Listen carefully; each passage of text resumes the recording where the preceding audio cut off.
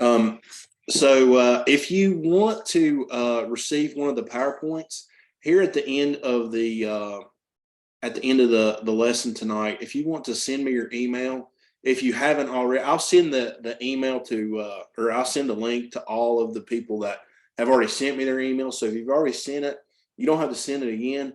But if you never did send me your email in a Facebook message to our company, the Blue Ridge Bee Company Facebook web page, the message chat. If you can send me your email, then I'll forward you the Google Drive link for the PowerPoint, and that way you'll have it, and you won't have to try to write all this stuff down or whatever. But and then I'll also post the what we have going on tonight to YouTube. So yeah, or you can send it to me in a message here on Zoom. So let's go ahead and get started here. So tonight, what we'll be starting out with is honeybee anatomy and biology, the different types of hives and their parts, and how to install your package or your nuke when you first get your bees. So this is the book that we recommend. This is the book that I started with, and it's done good for me. You know, I've pushed it on a lot of people to get, and I've never heard anybody say really anything bad about it. It goes over everything. This is the newer edition here, the red one. Either one is fine. The only thing that might have changed is just maybe some of the information on the mites and some of the information on the medications for, springtime medications for mite treatment. So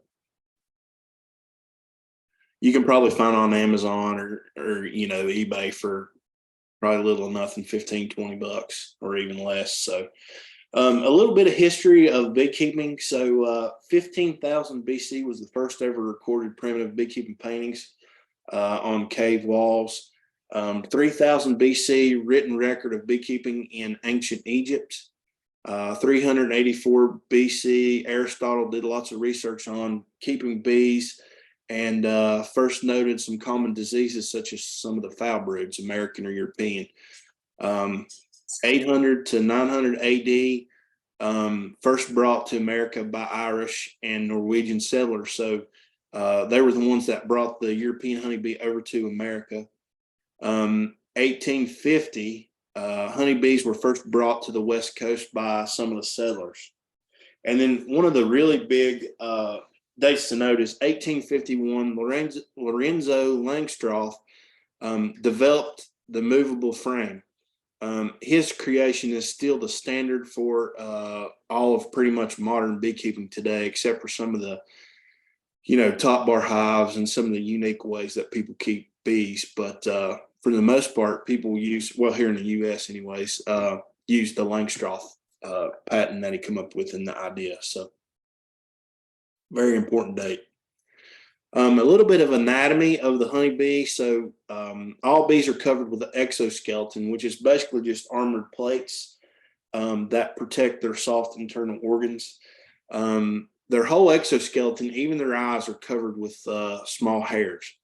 And this really helps them with the attraction of pollen to their bodies by static electricity, and then they move those back to their pollen baskets. Let me get my pointer out here, which are located right here, or down here a little bit. So they move all that pollen back here to where they can fly back to the hive and contain it within the hive and then use it as food.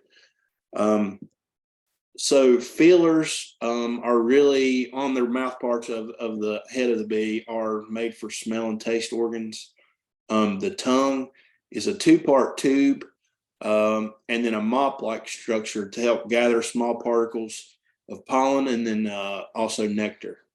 Their eyes can distinguish various hues of colors. That's why a lot of times you'll see some of the more traditional hives were all painted white.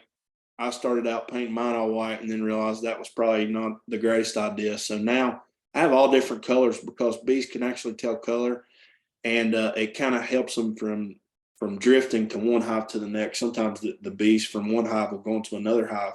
That's called drifting. And when they do this, sometimes the hives on the end can get a lot more full than the hives in the center. And one way to help that is with different colored hives. So their abdomens contain the wax glands and then also their stinger. Stomach is a true stomach that strains pollen from nectar before going to their honey stomach. Their wings, they have two sets of wings, the forewing and the hind wing. You can see it here in the picture. And then their salivary glands help to dissolve the solid sugars.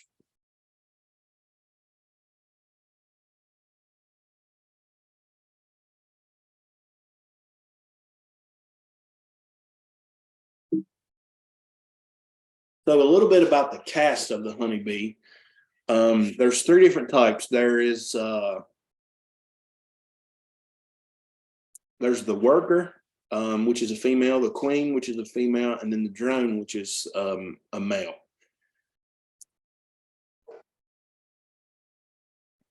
So this slide here is really just kind of a nice depiction of kind of the life cycle of the different types of bees. So the first one we're going to go over is the worker bee, and it usually has a 21-day emergence cycle. The drone, 24 days, and then the queen, which is the least of all us, only 16 days, which is kind of interesting because she's the one that does pretty much has the majority of the responsibility in the hive to keep the hive going. So this is just a small video kind of showing before we kind of get into some of the developmental stages of the honeybee. This is a really good video. It's a time lapse of when a queen laid an egg and then the emergence of that the bee as an adult. Hopefully you can be able to see it clear enough, but I'll go ahead and play that. Go ahead and play it right now. Here is a bee egg as it hatches into a larva. Those newly hatched larvae swim around their cells, feeding on a liquid food that nurse bees secrete for them. Then their head and their legs start to differentiate as they transform into pupae. Here is that same pupation process seen from above with varroa mites running around in the cells. Next, the tissue reorganizes in their body and the pigment slowly develops in their eyes.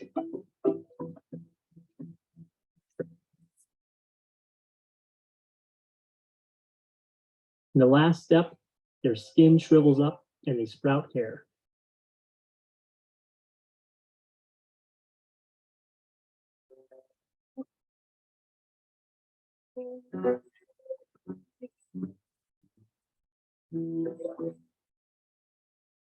Really cool video there. I have no idea. I still haven't been able to figure out how they did that.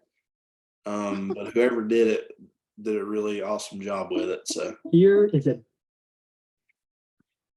So here's a little bit more information about the worker caste of honeybees. So they're, like I said before, 21 days from egg until they're hatched as an adult. Worker bees do not lay eggs or mate. Their life expectancy is around 39 to 40 days in the summer.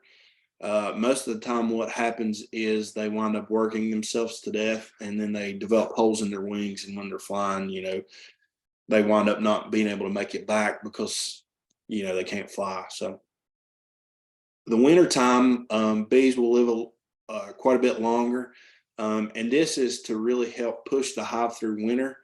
And there are some different physiological differences between summer bees and winter bees. Mainly winter bees have more fat, and it allows them to have extra energy to get through winter. So worker bees have set jobs from the day they're born. Usually on the first through third days, they are part of the housekeeping. And this is really just cleaning the hive, cleaning the cells out. Undertaking from 3 to 16 days. and that is, dead bees. They take them out. Whenever you get a hive, you'll see that a lot of times there's dead bees on the bottom board there at the entrance, or they even sometimes drop them outside on the ground. Well, a lot of times they will. Sometimes you'll even see them flying with a dead bee carcass, taking it off somewhere. So then they work in the nursery from 4 to 12 days. And these are just kind of all ranges of day numbers, but they're pretty close. Attending to the queen 7 to 12 days, fanning nectar 12 to 18 days, guards 18 to 21 days, guards at the entrance. So they basically protect the front of the hive and make sure that there's no intruders coming in, nobody coming in to kill the hive or steal their food resources. Field bees 21 days until they die. So field bees are bees that are going out foraging for water, pollen, nectar, or propolis. So that's kind of the life expectancy and some of the duties that they have as workers. Here's just a little pictorial of. I just thought it was kind of a cool cartoon here, just showing kind of the some of the characteristics of the worker bee. So drones are they take 24 days to hatch from egg until they emerge as an adult. Drones are all males. Their main job is to mate with a queen, and then as soon as they mate with the queen, their man parts explode, and then they fall to the ground and die. So they kind of have a really harsh reality there. They don't have a stinger, and you can kind of tell the difference between a drone and a queen or a worker, that their butts are more rounded and they're fatter, and then they have these big cartoon eyes that kind of stick out. Most people think that when they first get in a hive, even I did, they think that the drones are the queens just because they're bigger and there's more numbers, of course, than the queens, because there's usually only one per hive. But there's several drones, and they're running around, and people see them and they kind of misidentify them at first. So the drones are kind of live the ultimate bachelor lifestyle and kind of float from hive to hive. And then they meet up with other drones in the drone congregation area where they'll mate with queens, and then they die. Some of them will make it back, however, and not mate, but they have another harsh reality in that they get kicked out for winter, so that they don't use all the resources up for winter for the workers, which do the brunt of the work in the hive, and then the queen, which is really interesting. So the queen, and so one other thing I wanted to say about the drones is that they are, the workers are all fertilized eggs, meaning that it's female and male combined to make the workers of several different drones with that female queen's genetics. The drones, however, are unfertilized eggs. So somehow the queen knows to differentiate between when she's laying a drone egg and a worker egg, which is pretty unique. So the queens, they have a 16-day cycle from egg until they hatch out as an adult. Their abdomens are longer than the workers.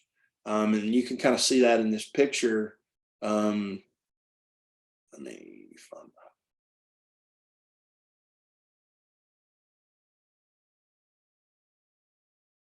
that. So here's the abdomen of the queen, and you can kind of tell the size difference between the worker here on the right and then the queen here in the center of the picture. There's usually only one per hive. Sometimes there can be a sister queen or a daughter queen with in the hive with the main queen. This usually doesn't happen a lot, but sometimes it can happen. Sometimes you'll be in there and you'll have a queen that's marked, and then all of a sudden you'll see another queen that doesn't have a mark, and you know that there's another queen in there that's more than likely a offspring of this queen here. The queen doesn't leave the hive except to mate or to swarm. So she is confined. She doesn't leave to eat. She doesn't leave to drink. All that is supplied to her from the workers in the hive. She lays about 1,800 to 2,000 eggs per day and mates with several drones to diversify genetics within the hive. Pheromones are a large part of determining all the activities within a beehive, and those, the majority of them, come from the queen, and give signals to the workers and the drones as to what to do, and they go from there.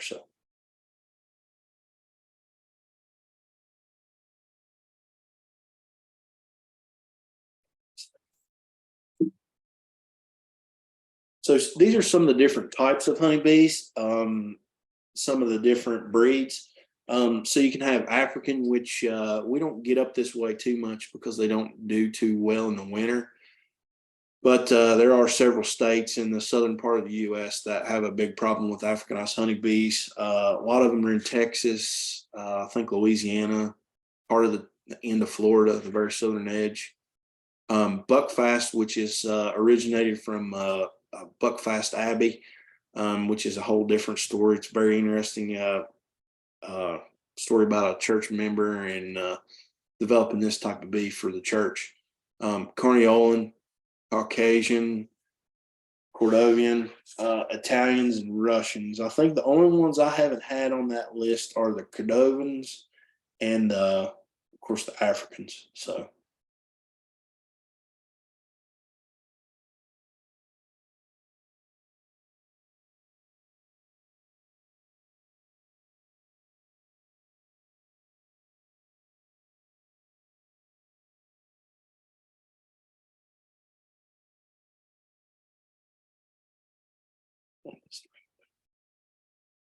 Okay, so some of the products of the hive, and probably the first one that most people think of when they think of honeybees is, of course, honey. So honey is made from nectar produced by plants that contain sugars, water, and other plant pigments and material. Bees will evaporate the water from nectar to make honey. Carbohydrates are mainly what the honey is made of, and they use this as fuel in order to live. So it's stored in the hive in cells, and once it reaches 18% humidity within the honey, then the bees will cap over the honey with the wax. So this papery white stuff that you see here on the frame, that's all wax that they cover over the honey with in order to kind of keep it at that humidity and protect it. So a small amount of pollen is in the honey, and it really helps people with allergies. That's why a lot of times you'll hear people talk about getting local honey for their allergies, is that it contains pollen. That's one of the big problems with honey in the stores, is that it's so filtered that there's no pollen left. Once they heat it up to, I think it's past 115 degrees, it does something in there to where it denatures all those the pollen protein, and then winds up basically just breaking it down to where it's not useful anymore to our immune systems. So honey can be made from any plant that the bees pollinate. There are some plants, though, that don't contain any nectar, which means that they won't make any honey, because that's what the nectar is made from. A lot of times you can tell you have nectar in a hive versus honey when you turn a frame up on its side.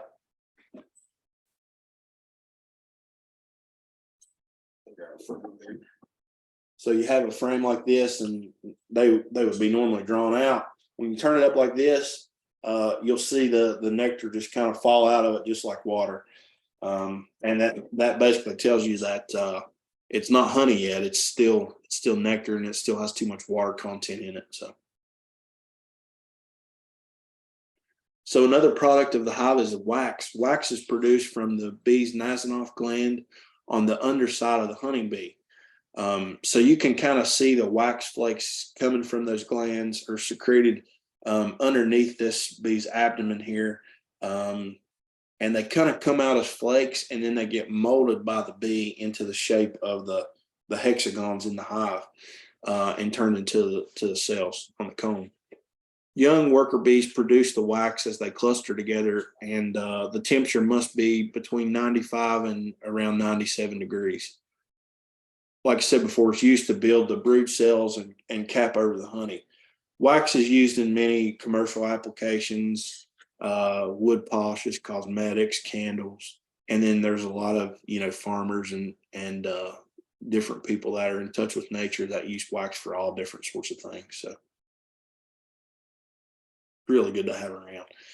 Another product is propolis. So propolis is the sticky stuff that you see on the frames, on the boxes. Let me see.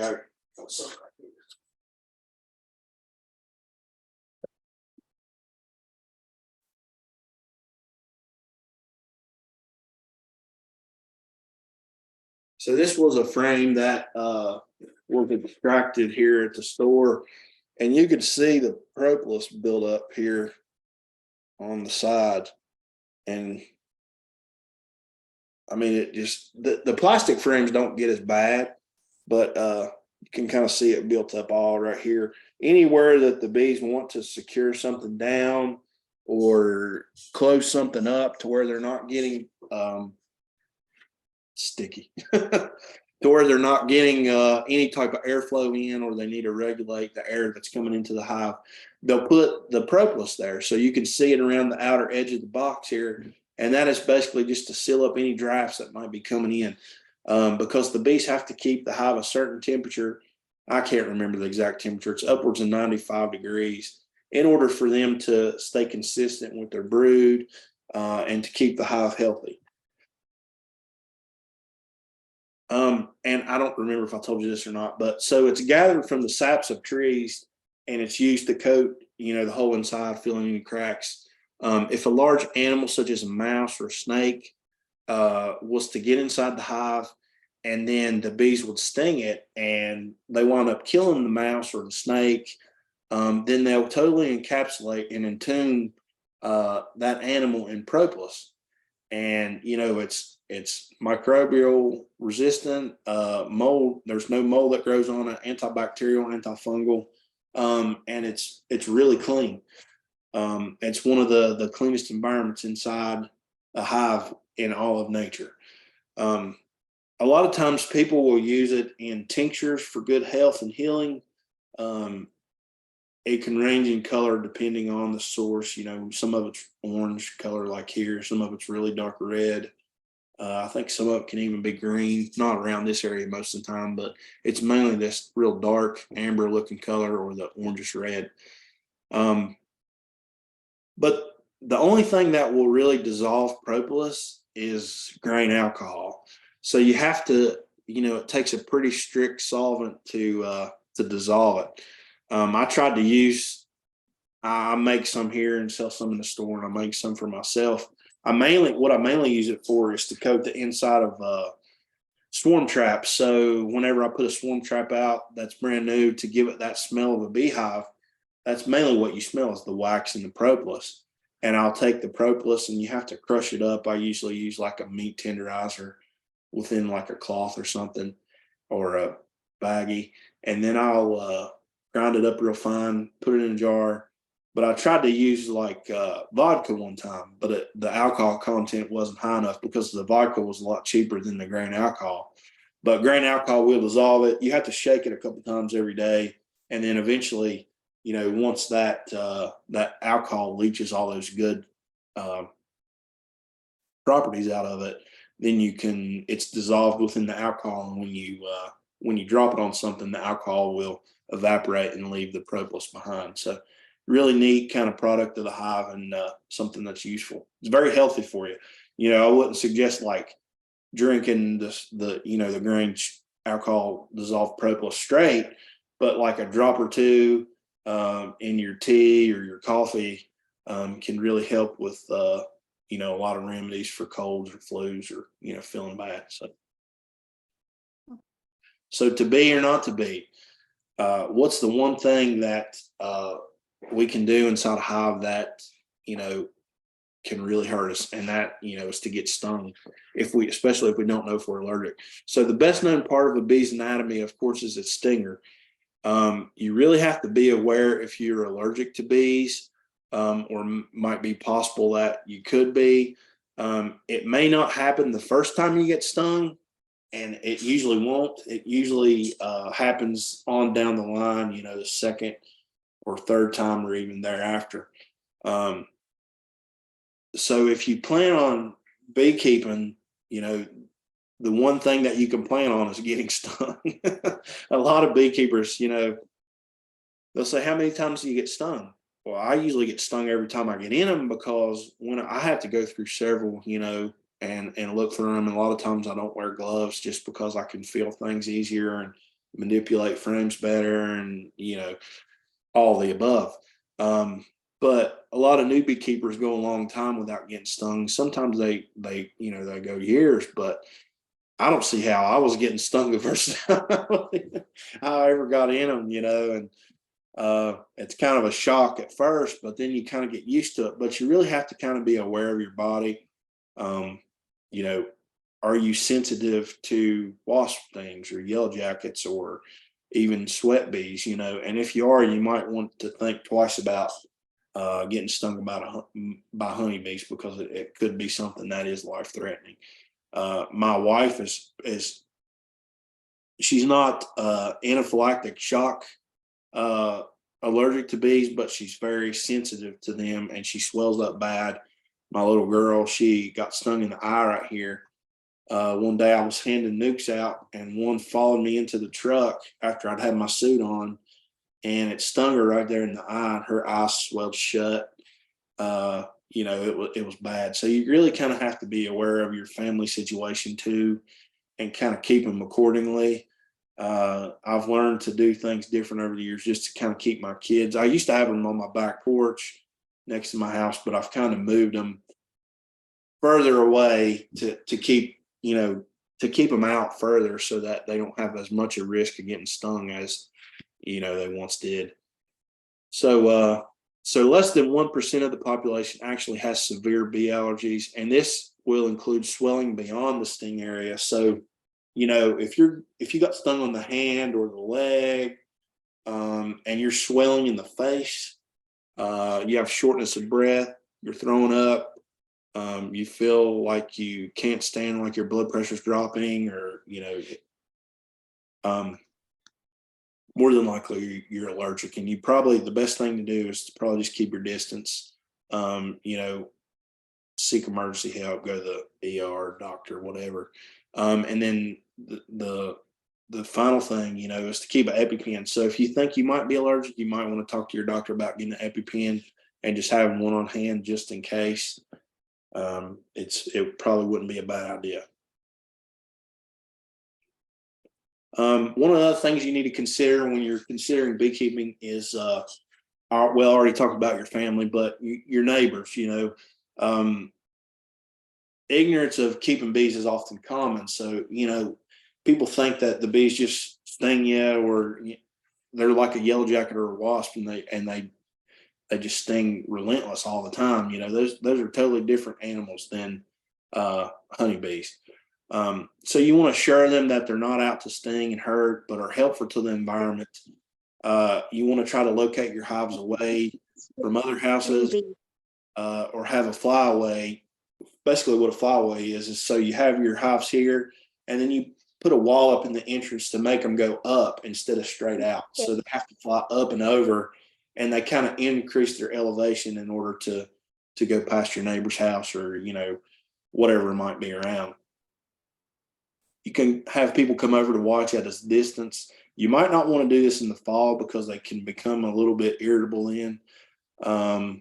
So I would watch them, make sure it's a nice, pretty sunny day, a day when they're working and there's plenty of nectar and pollen coming in, and they're really active. And don't ever stand in front of them, because, if one flies and gets stung in your hair, they have hooks on their legs and they can't get out of your hair really easily. So that's when a lot of people get stung. is they get stung on the head, and that's because they basically got stung in their hair. So, excuse me, they got stuck in their hair. One thing you want to do is provide a source of water for your bees, because they will get in your neighbor's swimming pool. They love chlorine. I don't know what it is about it, but they're really attracted to the smell of chlorine in pools. And they'll get in there and they'll be floating and stuck in their their debris trap on their pool. And you might just have to make sure there's a water source close to them that they can use. But more than likely, they're still probably going to go there. And the last thing here is honey cures many woes, and of having bees next door. So if you have neighbors, give them a jar or two of honey, give them some wax, give them some propolis tincture, educate them on the things that they do, and just be a good neighbor, and, make sure that you don't get on their bad side. So the location of your hives is one of the things that you need to consider when you're first starting out. Certain cities have laws and ordinances against beekeeping. There is a new code here in Princeton city limits that we helped get changed. I guess it was the first year we opened up. And that is basically to allow beekeeping inside city limits with certain restrictions. So the lot size of where the house is located and the land has to be so big. They have to be in a certain corner away from so many distance away from all the other houses. And there's certain restrictions like that. So if you do want to consider, I don't know how many people from Princeton here, probably not that many, but if you do consider it, then you can always talk to them and get, permission to have them within inside city limits. You want to place the hive so that they're, really out of the wind. They don't get too much early sun, and then they go to work. So most of the time, what we say is to face the hive south so that they get that early sun that comes up. It shines on the front of the hive where the entrance is, and the bees get to work early. One thing that you really want to make sure of is that the bees have a windbreak. This can cause a lot of problems in the wintertime. Usually the cold doesn't kill a lot of bees, but the wind really does. The wind's bad for them. I've learned this over the past couple of years where I've got yards that I keep bees at, and just every year it seems to be that they don't do any good. And I really have to look at the program where I have the bees set out and the locations and change those up so that I put them where the wind is kind of at bay. I have this one little knoll where they carved out the hill and they drilled a gas well there probably 25, 30 years ago. And that seems to be the best place on the property. It's 53 acres, but that one little acre is the best place to keep them because there's not a lot of wind there. There's plenty of sun. The trees don't block the sun out, and they just do well. Every year, most of them make it there, and other locations, you'll have several die every year just because of the wind. So choose wisely because it's a lot easier to put them there in the beginning than to move them. There's a lot to moving bees because if you move them too close, then they'll go back to the old location. So normally what you have to do is, and I think we talk about this later, is you have to move them about 2 miles away, and then move them back to the location that you wanted to move them with, that you decided upon later. So there is some work involved in moving hives. So you also want to make sure that there is water nearby so that they're not getting into your neighbor's swimming pool. So now the different types of hives. So this here is a top bar hive. This hive is used in a lot of developing countries, that where the general population might not have as much money. And they basically make these out of scraps, whatever they have laying around. They don't use frames, but what they use is these bars here. And on the bottom of the bar, there's usually some coating of wax that the bees build off of. And it's basically like a starter strip. So it gives them an idea where to start, and then they'll start drawing comb off from there. One thing you have to watch out with, with the top bar hives is if you give them too much room, then they build comb just all intertwined, and it makes it impossible to pull any of the bars out. And it's kind of like we'll go over this later. It's kind of like putting frames in with no starter strip or no wax or anything. They'll just build it all crazy and just kind of interweave, kind of like they do in nature. Well, like they do in nature. So it's used a lot in Africa and other countries. It's used some here. Some people use it. I've never actually kept bees in a top bar hive. I've always just had Langstroth, and that's kind of what I went with. All my equipment is. I've actually built one and never used it, so maybe this will be the year. So one of the disadvantages of top bar hives is there's no frame. You can't put the frame inside of a honey extractor, spin it, and spin the honey out. So this frame here is one that, the bees had honey in, and we basically took that layer of wax off, put it in an extractor, spun it around at really fast RPMs, and the centrifugal force pushed the honey out, and then we collected it. But the good thing about this is all the comb is still there. So all I have to do is put that in there, put the frame in next year into the hive, and then that's actually a brood frame, they'll actually put brood in it and reuse the comb that's already there. So it saves a lot of resources. Whereas the top bar, in order to get the honey out, you have to cut the comb off and then put it in a bag or put it in a press and then squeeze all the honey out of it. So it uses up a lot of resources that, aren't always necessary to use up, and causes the bees a lot of extra work. The Ware hives, they're used a lot in Europe. And the bees build from bars also in them, similar to a top bar hive, but instead of horizontal, they're vertical. Again, the comb must be destroyed in order to extract the honey. They're cost friendly, but they're less movable. So, it's basically just a box with top bars in it, or bars across the top that the bees build off of. And then, so you're pretty cost efficient there because you don't have the foundation, which is one of the most expensive parts of the hives. And, you can build it out of lots of different resources. So now we come to the Langstroth hive. So all of these are movable parts that allow for easy manipulation of the different components of the hives and the frames. They're made to be movable with interchangeable parts. We'll go over some of the parts here, such as the queen excluder, a quilt box, slider rack, etc. Comb doesn't have to be destroyed, like I said before, when you are extracting out the honey. And there's 3 different sizes.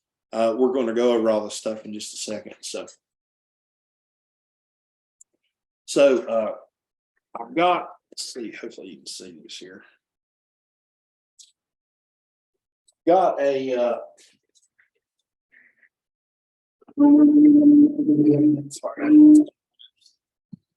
I've got a hive here that we'll go over the parts. So this is the outer cover, and it's basically made for protection against the wind and rain. Usually some sort of plywood in the top, and then there's a lip around the edge, and then most of the time it's covered with some sort of metal just to kind of keep that wood. This is what takes the brunt of the weather and the rain and the snow. And if you have this metal top, it really makes a difference. In the past, I've made a lot of different ones. When I first started out, I probably made 20 or so.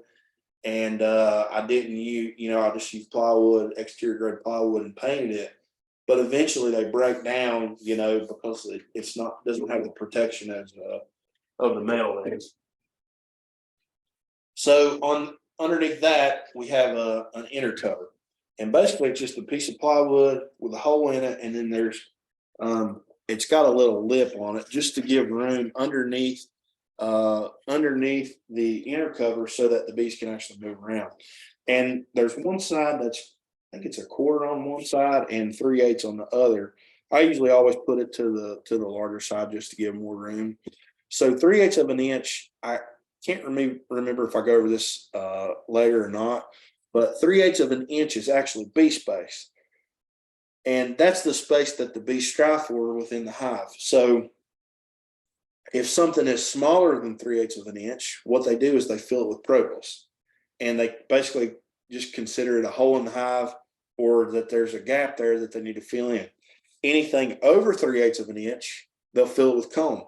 So if you have this and you put a spacer on there, say an inch, the next time you come back, if there's a good nectar flow, they'll fill all that space with comb. And it just makes it really difficult to get in there and manipulate frames when you have all that stuff in there, all that bird comb. So that's what it's called. And even still, they'll still build some on here, but not quite as bad if there is extra room.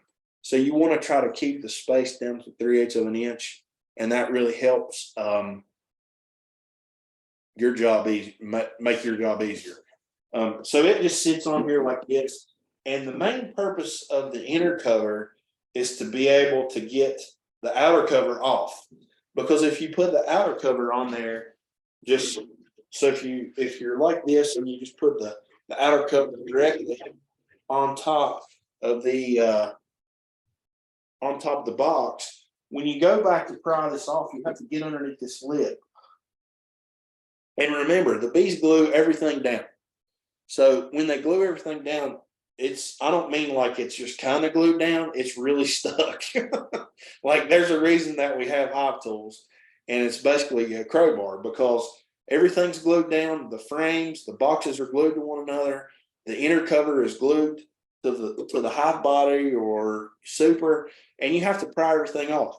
So if you get underneath this lip and you pry out, what wants to happen is this lip on the front of the telescoping cover or the outer cover wants to break away and kind of go out like this. And when that happens, then you break the rim on your outer cover. So a genius come up with putting an inner cover in there. So the bees can't get up here around the edge. So there's no propolis in this area here. But that means that the inner cover is stuck to the bottom box. So what you have to do normally is get in here and then pry up on the inner cover, maybe on 2 sides or 3 sides, and then pry it off. So that's the whole reason for the inner cover. It's basically just to be able to get the outer cover off, because it's gets stuck. So underneath that, which I don't have, we have the honey supers. And they're basically just a mimic of this deep box. So this box is, I think, 9 7/8 or something like that.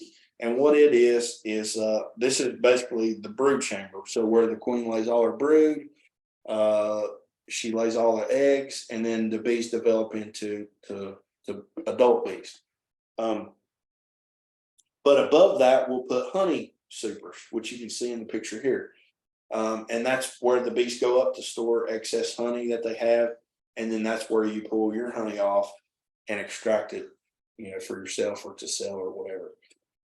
Usually in between the deep super and the honey supers, we'll place what's called a queen excluder. And those are these. So these spaces in here, it's basically like a grill.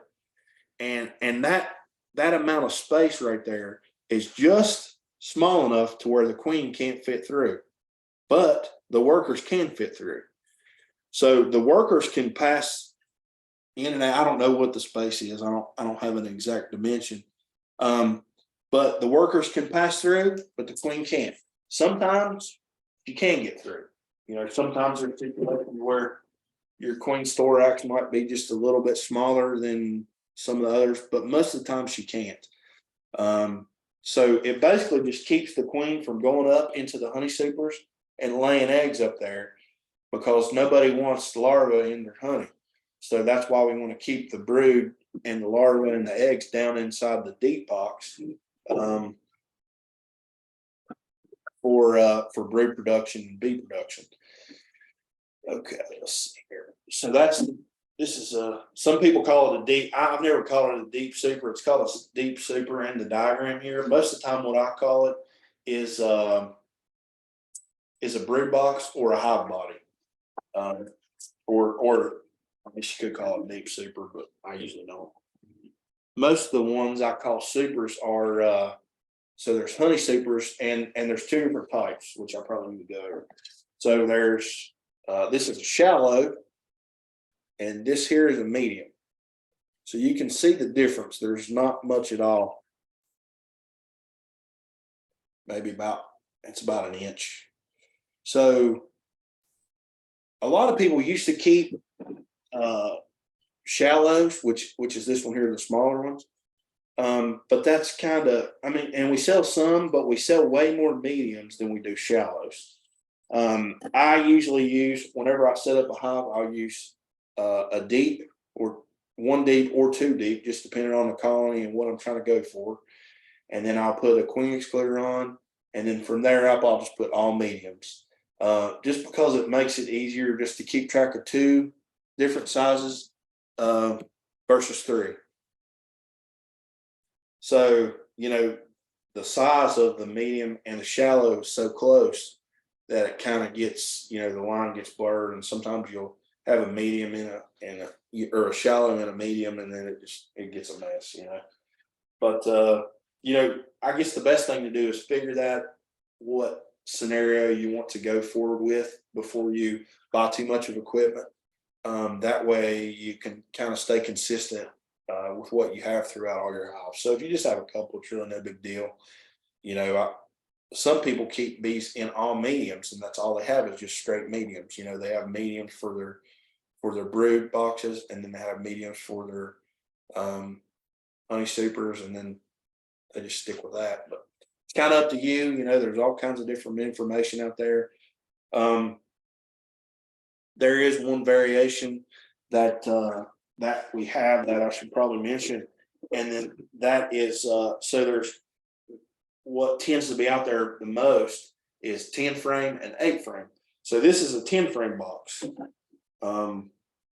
It has 10 frames in it, you know, and then it looks like there's could be almost enough space to fit another frame in there, but trust me, once they start putting wax and propolis in there, it just fills it out so much, and then there's almost like a little gap where there is a gap between each of the frames. And then by the time you go in there the next time, you can barely get the 10th frame in there. So a lot of beekeepers will just put 9 because it's a lot easier to get the frames in there and get them centered, get the frames out, which I don't do. I usually just put 10. A lot of people in their honey supers will put 9, and then they space them out. They use what's called a 9 frame spacer, which I don't have any back here, but it basically puts a little space in between each of the frames. Maybe it's not much, maybe like an 1/8 or even a little bit 3/16 or 1/4. And what that does is it allows for the bees to draw the wax out just a little bit further. And when you go to cut the wax, off the cappings off the frame, it allows for it to be easier. And the reason for that is if you butt them all close together, what happens is the wax cappings are flush with this frame. But if you put that 9 frame space in there, or the 7 frame space, if you have an 8 frame box, then it brings the capping level up above the side of the frame, and it allows you to use your knife and kind of just go through there and just shave it off. It makes it a lot easier. So back to where I was at. Sorry, I kind of got off track.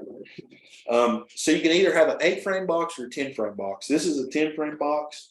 A lot of people use 8 frame boxes that are older, or maybe ladies that don't want to have to lift as much. So one of these deep boxes, if it is full of honey, usually weighs about anywhere from 80 to 90 pounds, even plus. Just depending on if there's brood. Brood's not as heavy as honey is. But they still get pretty darn heavy when they start filling them with honey. So this is why we don't use this deep box to put our honey in, because it's just so heavy. that it's just hard to lift. So the 8-frame boxes, people will typically go with those, like I said, older or ladies, or people that have a hurt back. I would definitely suggest that size. One of, I don't know where I was going, but anyways, yeah. So either 10 or 8. I would definitely decide whatever you're going to use before you get started. That way you can stay consistent. Because if you have 8-frame deeps, 8-frame supers, and then you start getting 10-frame stuff, it all gets kind of complicated because there's just too many parts. So I would definitely make that decision before you get started, kind of read up on it. One thing you have to watch in an 8-frame box is the bees will grow really fast because bees tend to go up and there's 2 less frames. So something to look into. So what we put on the bottom of the deep box or the brood box is a bottom. and this is a solid bottom with a reducer entrance. You either have the really small hole there you can use when you first put them in there, which is probably too small, I would imagine. I tell people to mainly go with this one here. It's probably 4 inches wide there, and I don't know, 3/8 of an inch tall or something like that, 1/2 inch. And that's a good one to use when you first start out, or even in the wintertime. And it kind of limits the amount of airflow that gets in there, keeps the hive warmer, and kind of cuts down on the entrance to help with robbers coming in or any kind of invaders trying to get the honey or steal some of the resources. So they make these in 2 different variations. You can have one that's solid, or you can have one that has a screen in the bottom of it, which I don't have back here. And it's basically just a square cut out, and then they staple 1/8 inch hardware cloth to the bottom. And what usually happens is there's a slide in the back that you can slide like a piece of I think it's called for sale or something like that. And it's basically the politician sign material that you put in there, and close it off for the winter time. I kind of quit using those because what I found was sometimes that the queen would only lay so far down on the frame, and I contribute that to the temperature difference in the hive just being so low and having all that open. The bees have to lay on the brood in order to keep a certain temperature, and if you have cold air coming in through the bottom, they have to work that much harder in order to kind of limit that amount of air that's coming in. So that's the reason I stick with the solid bottom board. And there's all different kind of variations. When it was never really a thing until we had Varroa mites, and what they called it was integrated pest management. So they were thinking that the Varroa would be on the bees, and then some of the Varroa would actually fall off. They can't fly, all they do is crawl, but they're pretty fast. So they would fall, hit the bottom board, go through the screen, fall on the ground, and that would kind of eliminate that many of them, which might not be a huge percentage. But if you have bees that have a grooming characteristic and will groom the mites off of other bees, or themselves, then you might have that percentage of mites fall off and fall through the screen. But later on down the road, they come to find that it probably really didn't have that much of an impact. Some people still use it, some don't. I don't use it just because, like I said before, I think it lets too much air in. So this is a 5-frame nuke. This is basically just a different box, and it's made for 5 frames. So nuke stands for a nucleus colony or small hive with all the components for a larger hive, including a laying queen and all stages of brood. 5 frames that are inside, and they're all movable. Can be kept in so bees can be kept in one of these 5-frame nukes all year long, and will outgrow this box very quick. So, and I kind of contribute that to the fact that, yes, 1, it's half the size of a 10-frame box, and 2, they can keep things that much warmer.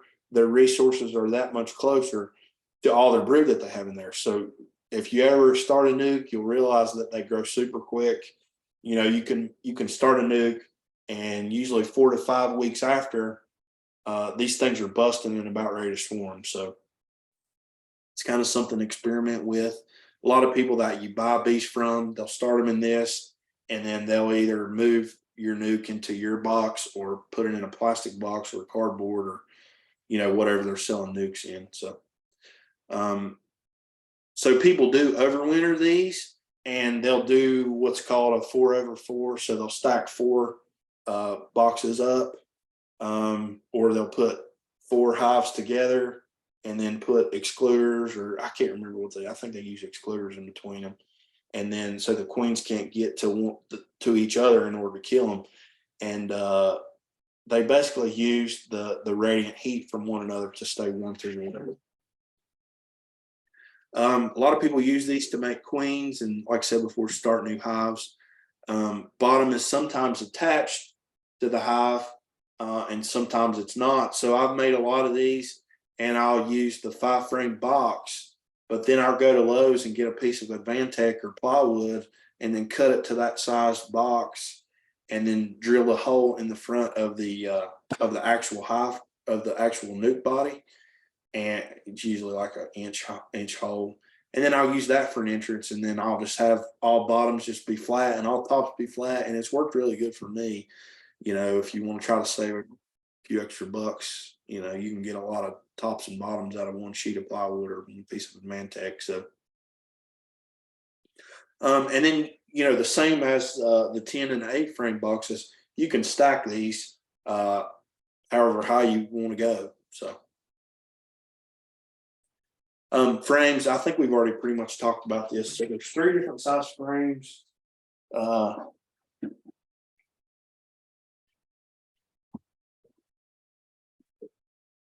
Sorry, this one here this is kind of the problem you run into with real wax foundation. It gets tore up easy. This is we just painted the floor back here, and I can't get over to where all the frames are, so kind of had to grab the ones that were tore up. So I'm going to show you the difference between the frame sizes here. You guys can see. So this one here is a deep. It's about 10 inches. This one is a medium, and I think it's 6.5. And then this one here is the shallow, and it is, I think, 5.5. So you can see the difference in the frame sizes there.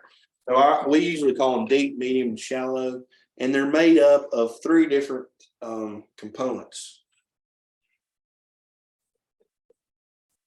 And, if you decide on putting your frames together, you'll get really acquainted with these because, putting frames together is fun, but it can be some work involved in it. So you have the end bar, which are the sides, which are these here. Then you have the top bar, which is this one here. And then you have 2, I only brought one for some reason. You'll have 2 of the side pieces, and then you'll have the bottom bar, which just pushes in there like that. And, a lot of times what we'll do is glue all the frames together with Titebond 3 and then staple them with a staple gun. When you first start out, a lot of people nail them. If you have access to a staple gun, if you're doing, most people probably aren't doing that many, but if you do decide a staple gun is well worth the money and the time to get one ready, and it just makes that much more secure of a frame. So there's 2 different types. Hang on, I didn't bring one. Oh, there it was. There's 2 different types of top bars and bottom bars. Usually the side bars are the end bars. They're all the same. They can be interchanged with the wedge top and the groove top, or wedge bottom and groove bottom. So the difference basically is they're either for plastic foundation, which is this here, and it's basically just a plastic sheet, and it has the impressions of the hexagons on there, and then it's covered in wax. Bees don't.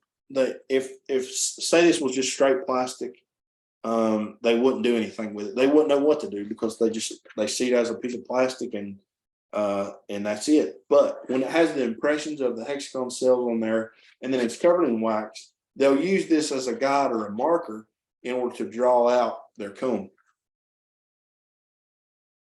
The advantage of this is it's durable. You know, it's flexible. It doesn't crack. It doesn't break unless it's under, you know, really big stress.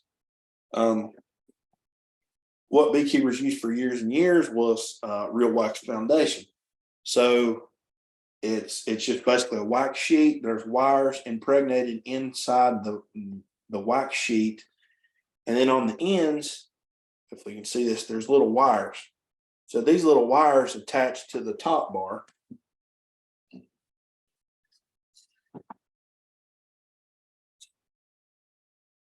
So they attach to the top bar, and there's this little wedge right here.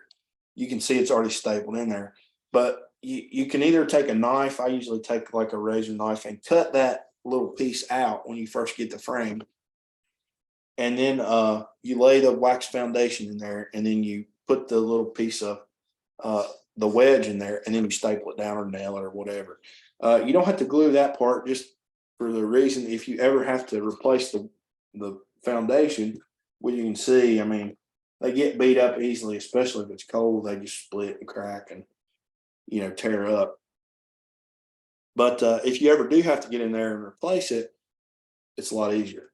So for the frames that we use the traditional wax with, they have these, I guess they're called it's not a groove top. I guess it's a wedge bottom, but it's or split bottom. Sorry, it's just split. It's open so that the wax can hang out the bottom, because what you'll run into if you try to put it in put wax into a groove bottom is it'll have a kind of like a pucker or a bow in the wax sheet, and it'll mess you up, because what it does is it interrupts the bee space inside, and the bees can't draw out either way, you know, the certain direction that they need to. So the opposite to that, for the plastic foundation, what we use are groove top, groove bottom. And it's basically just a groove down the center, groove down the center. And then when you put your, sorry, I don't have a frame put together, but when you put your plastic foundation, it just slides in that groove and then it pops in your frame. It's pretty simple. And you know, those are really the two main differences between the wedge top and the groove bottom. So I think we pretty much went over all this. So feeders, there's several different types of feeders out there. So basically what a feeder does is it supplements nectar to bees in order to stimulate the queen to lay and to make sure bees have enough to make it through the winter. So if there's no nectar, a lot of times what will happen is the queen will shut down, because, you know, there's not enough food out there in order for her to keep laying eggs and for her to be able to, you know, for the hive to be able to supply nutrition to all the larvae and the basically the baby bees or adult bees that she's laying. So, you know, you have to be, they're really careful in if there's no nectar coming in, some of the different types of breeds will shut down and be, I guess, what's called conservative in that, right? So there's several different types of feeders. Up here in the picture, you can see is a top feeder. And what these do is they really deter robbing, because robbers would have to go all the way up through the hive and then up through the frames and then get to be able to get to the sugar water. So these set on top of I guess they probably wouldn't sit on top of a honey super, because if there's honey coming in, nectar coming in, then you really don't need a feed. So they normally sit on top of a brood box, and then the bees can go up through the center there. There's a split in the wood, and then they go over and they can access the sugar water and bring it back down, turn it into honey, and then, you know, or feed baby bees or larvae or whatever. Frame feeders, which you can see in the top right there, are here somewhere. what they do is they basically sit in place of the frame. So sitting like this, you fill it with sugar water. This I couldn't find the top piece for it. Basically, what it is like a little bee ladder.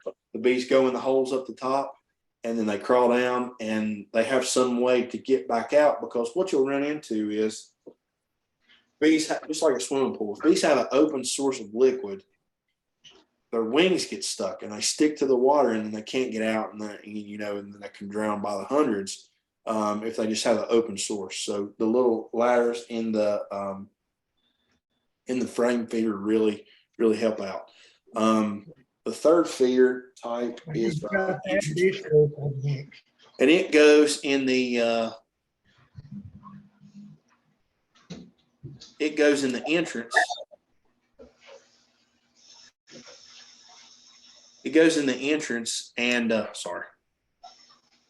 it goes in the entrance, and we screw a mason jar into a lid that has little small perforated holes in it. And those holes basically let the liquid kind of leak out slowly, or the bees come up. It's kind of like a dog water.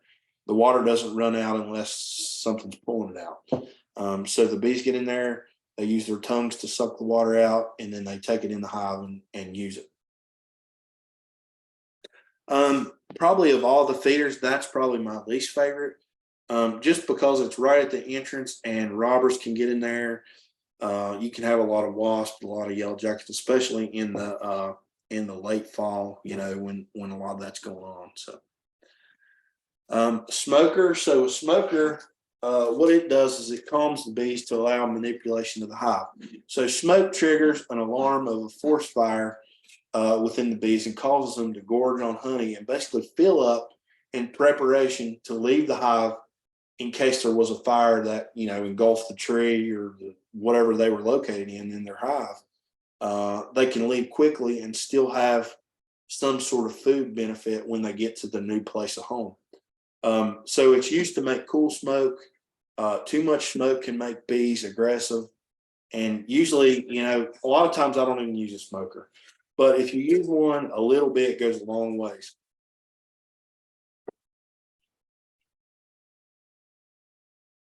So different types of hive tools. There's all different types of tools. You saw me using this one here.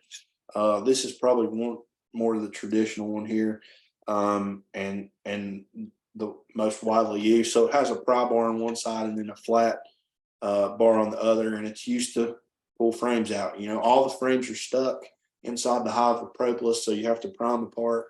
And I'll show you how to do that here in a little bit. But there's all different types. This is one here that I use. It's small, so it'll fit in your pocket there, and it's easier to lose like that.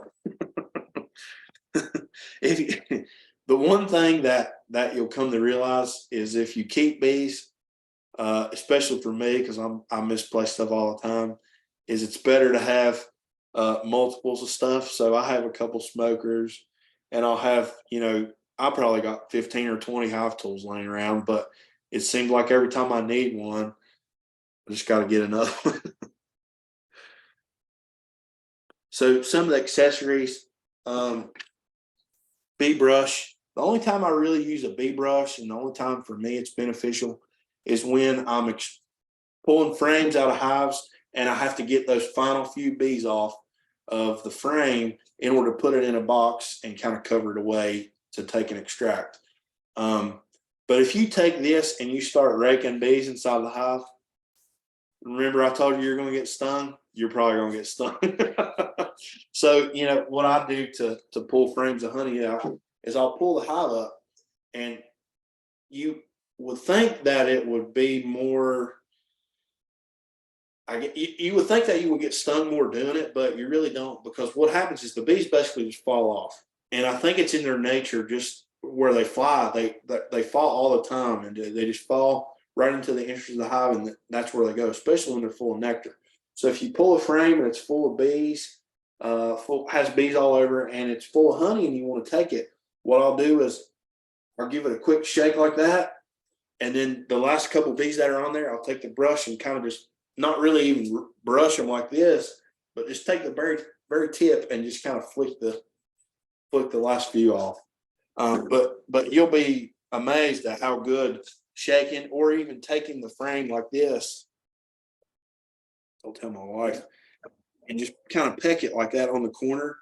You can't really see me doing it on the corner, but if you just kind of peck it on an angle like that on the corner, most of the bees will just fall off just because they're jarred off. You know, you're not smushing them when you knock them off. You're just kind of gently knocking them off and then going about your way. So that's my little spiel on bee brushes and getting bees off the frame. So frame grips, some people use these to pull frames out with when they're in the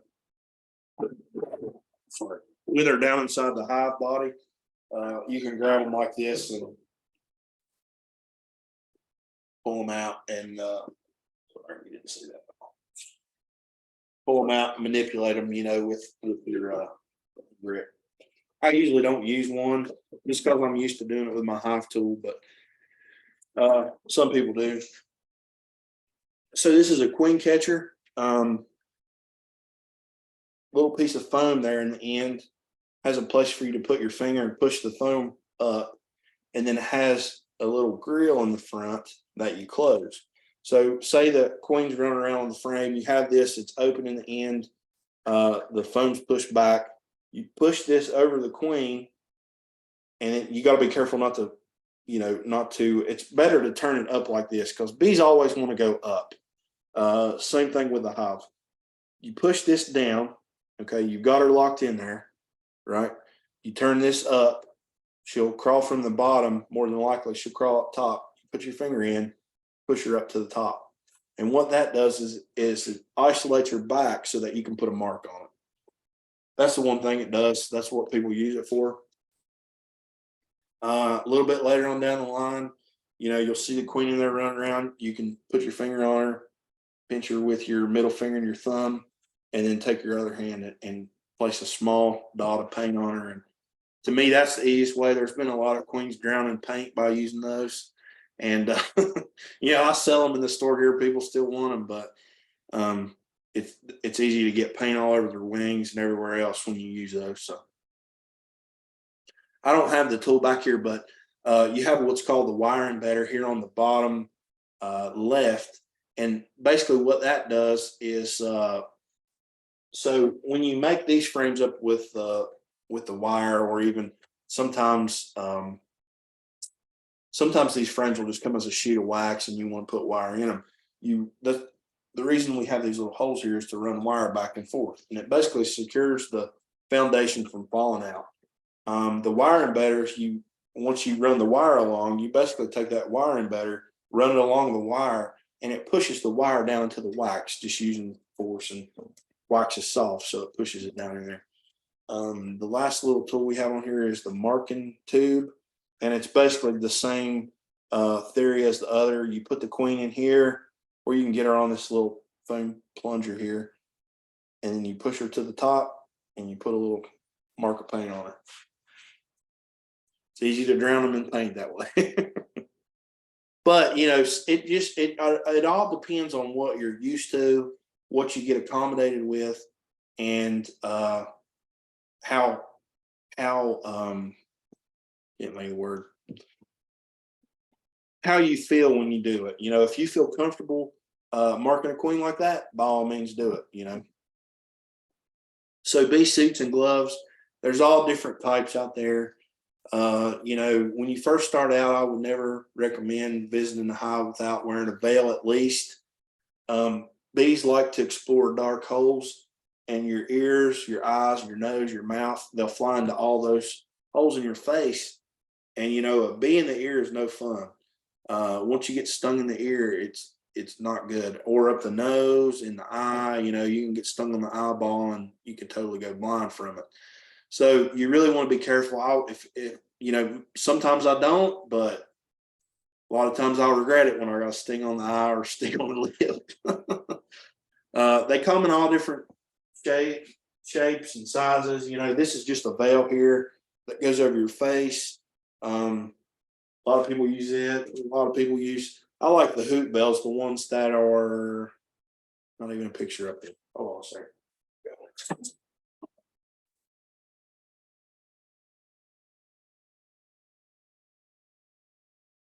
So this is a hoop veil, and it basically hoops above your head. If you wear a baseball hat, sometimes the screen will hit you in the face, but you don't really want that because the bees are flying around, they're on the screen. If your nose is against the screen, it's just thin. All the bee has to do is just put a stinger through the screen and you're stung on the nose. That's why I wear a baseball. I wear one anyways all the time, but I recommend people wear one. It just keeps the veil off your face and in your eyes, So this is the one I like. I've had the ones that are like in the picture here on the right-hand side, that are round. But the problem with those that I found is when you turn your head turns inside the suit, and it's just kind of a weird feeling to me. So this is what I like. We sell these in the store here. These are triple layered. So what it is they're thick. You can see how thick it is. And the bee stinger is not long enough to sting through the suit. Same thing with gloves. You can use like a really thin, like a goat skin glove, sheepskin glove, and triple layer on the arm there to keep the stings off. That's what I use most of the time if I use gloves. Sometimes I don't, but once you get used to them, you can go in and you can kind of tell, okay, this hive I need gloves on, or today's really pretty and sunny and there's lots of nectar and the bees are happy. I don't even need gloves. But sometimes they're really ticked off. I wouldn't go in them without gloves because you'll probably leave with 30 or 40 stings. All right, so it's 8:17 already. I forgot to mention that the presentation will probably go over maybe by like 30 minutes. Hopefully not, but sometimes in past years it has. We'll probably take like maybe a couple minute break here, and then we'll start back into some of the other stuff. So if you guys have questions here, you can write them in the chat. And oh, there's already some questions. So would you, Amy wrote, would you suggest not painting a colorful mural on the hives? There's no reason not to. I don't know if they know the difference, but you would, and they look nice. I've have some that have paintings on them, my kid's handprint, my handprint, and some of them I'll just let them go at them and mark all over them. So it really doesn't matter.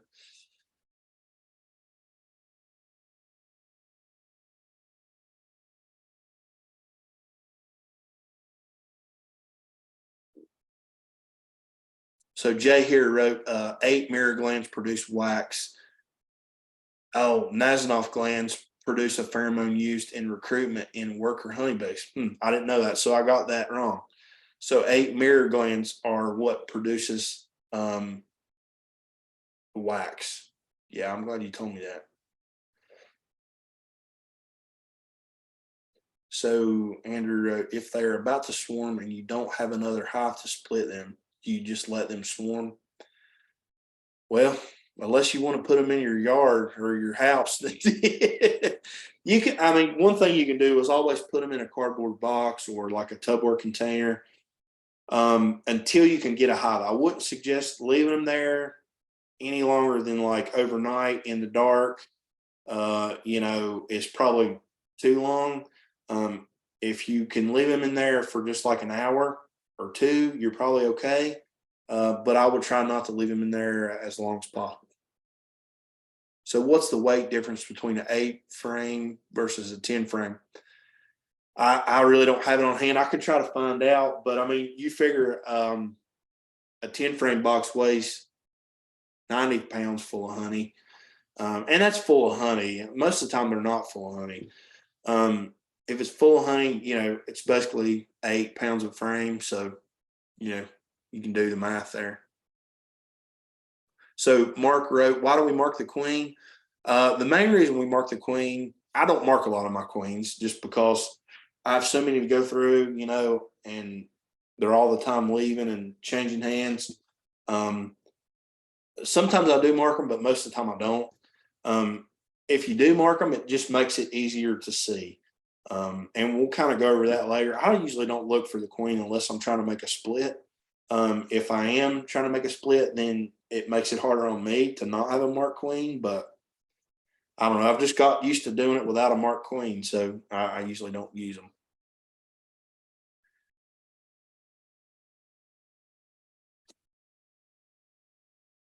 So Nick wrote, what does a swarm mean? We'll go over that probably in the next, I don't think we go over it tonight, but it'll probably be in the next class next week.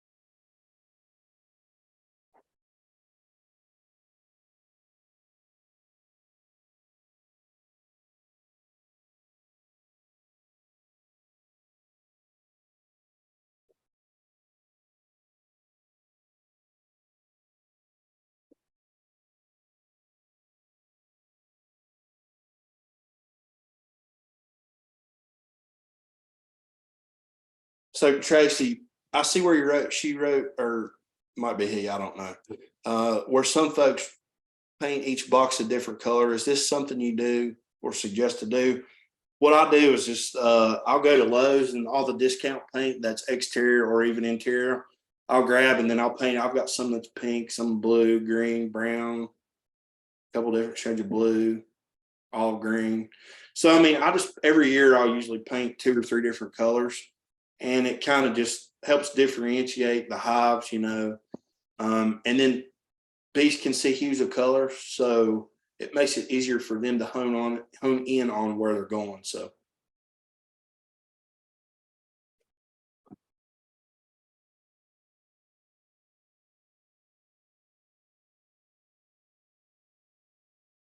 now we're going to go over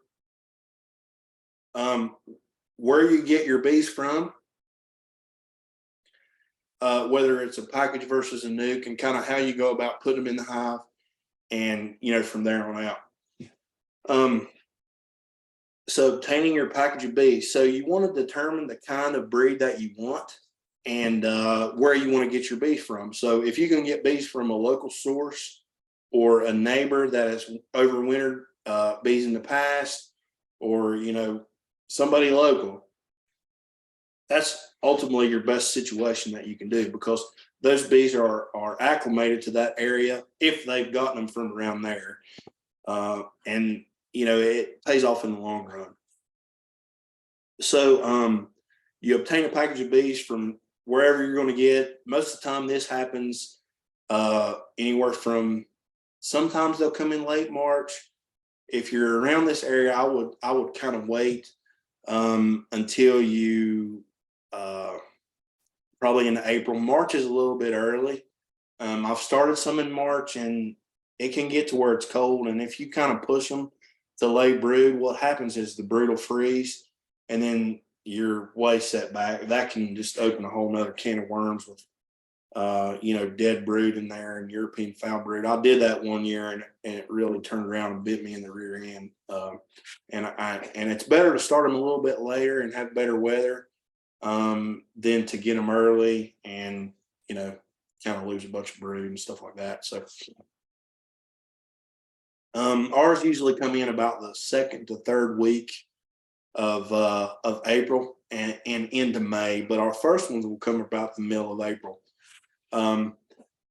Any later than May, probably the 2nd, 3rd, maybe the end of May, the bees will have a hard time building up, especially in a package. Nukes are a little bit different. Nukes will be okay, but packages, I wouldn't suggest going into June with packages in our area. If you're down south a little bit, you might do a little bit better, but where we're at, that's the time frame I consider.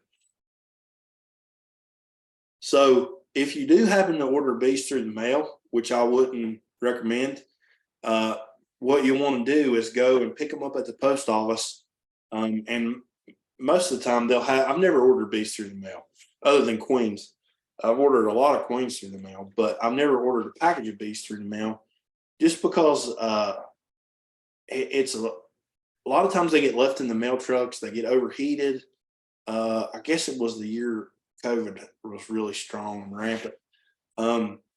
There was thousands and thousands of packages of bees that died from Man Lake, and I mean all these big mountain sweet, and I try to steer people away from ordering them through the mail just because there's so many dead bees. A lot of times there's issues with them. Once the queen gets overheated or lacks nutrition, that really determines how your hive is going to react for the rest of the year. And if you can kind of avoid all those problems, it's best to do so. But if you do order them through the mail, make sure you pick them up at the post office. Make sure to not let the workers put them in their trucks and leave them in the trucks for hours until the end of the day and deliver them to you, because you're just asking for issues and problems. So you want to, the people you're getting the packages from, do you want to mark queen or clip queen's wings? The reason we clip wings on queens is so that if you have a queen that is really important, or say like a breeder queen, a lot of the wings will get clipped on those. She can't fly far. She can't fly far. The swarm's going to land in the grass in front of the hive, on the hive, on the stand for the hive, or in a small tree that's right close to there. So before you get your packaging, you want to make sure that all your equipment is ready long before your bees arrive, just in case they were to come in early. Sometimes they come in early, and you kind of have to, right at the end of the moment, be ready to get the bees and put them in your box. So when you pick up your package of bees, you want to inspect your bees, make sure that the queen is alive. So most of the time they come in a box like this. There's normally a can in the top here, and what's in the can is the sugar water. So it's probably corn syrup, and then can't see here, but on the side of the can and stapled to the box here will be a little, like a metal tab. Sometimes it's a little plastic tab, and it hangs down inside. And on the end of it, they've stapled the queen cage. And in that queen cage, hang on, I meant to grab one. And on the queen cage, it's basically just a little wooden box about the size, couple inches, about an inch thick and an inch wide. And inside there's 3 holes, and then it's not a hole, it's just a void inside that little wooden cage. And the queen's running around there. We'll see a picture over here in a minute. And she's hanging inside there. So when you get your package, the best thing to do is to take the package like this and kind of bump it on the ground, and all the bees that are clustered on that can and on that queen cage will fall down. And then you hold up like this, and you look inside, and you make sure that the queen is running around inside the queen cage. Because if she's balled up in the bottom, she's dead. And if she's dead, you're going to either have to find a new queen or add bees and brood, or not bees necessarily, but you'll have to add brood for them to make a queen, but it's asking for problems. All the packages that we pass out, we always bump the bees to the bottom of the package box and then look to make sure that the queen is alive. If you have more than an inch of dead bees in the bottom, which is a lot, if you order through the mail, that's what you might get. This package here is a healthy looking package. There's a few dead bees. There's always going to be a few dead bees in the bottom. If you get more of a layer of a half to an inch thick, you might as well call the package supplier and tell them, that the package was pretty much dead upon arrival. Because what's happened is the bees have gotten overheated, and then they've died. So if you get your package and it looks healthy like this, you want to take them home right away. Definitely don't leave them in the hot sun. Don't leave them in your car. Don't put them in your back seat where the sun's shining on them, because if they get overheated, they'll die. It's better to have them too cool than too hot for sure. So what I suggest is putting them, somewhere in your vehicle out of the sun, whether it's in the trunk or, in the bed where the air is moving on them. And then when you get home, place them in a dark basement or garage, and leave them there for a little while just to calm down. You don't want to dump them in your hives right away. I usually spray them with cool 1-to-1 sugar water. This will calm them down and let them just kind of get a little bit of food in their bellies. And when bees' bellies are full, they're calm. They kind of chill out and kind of like us. So you want to let them sit for a couple hours, let the bees adjust to the new queen. I've left packages for a couple days in order to let the bees in the package container get adjusted to that queen's pheromones that's in the little cage. And that's okay, or you can wait, 6 or 8 hours and then dump them. Or if it's raining outside and you want to wait a little bit longer until the weather clears, that's fine. Usually 30 minutes before placing the bees in the hive, I'll spray them with sugar water again, just to give them a little bit more food and kind of chill them out that much more. So this is a video. This is by the fella that wrote the book. I can't remember his name. Howland Blackiston. So he's the one that wrote Beekeeping for Dummies. He's a pretty good author. He did a good job on it. And this is him demonstrating how to place a package of bees inside of a hive. So we'll watch that and then we'll go over here and I'll kind of show you how I do it a little bit different. But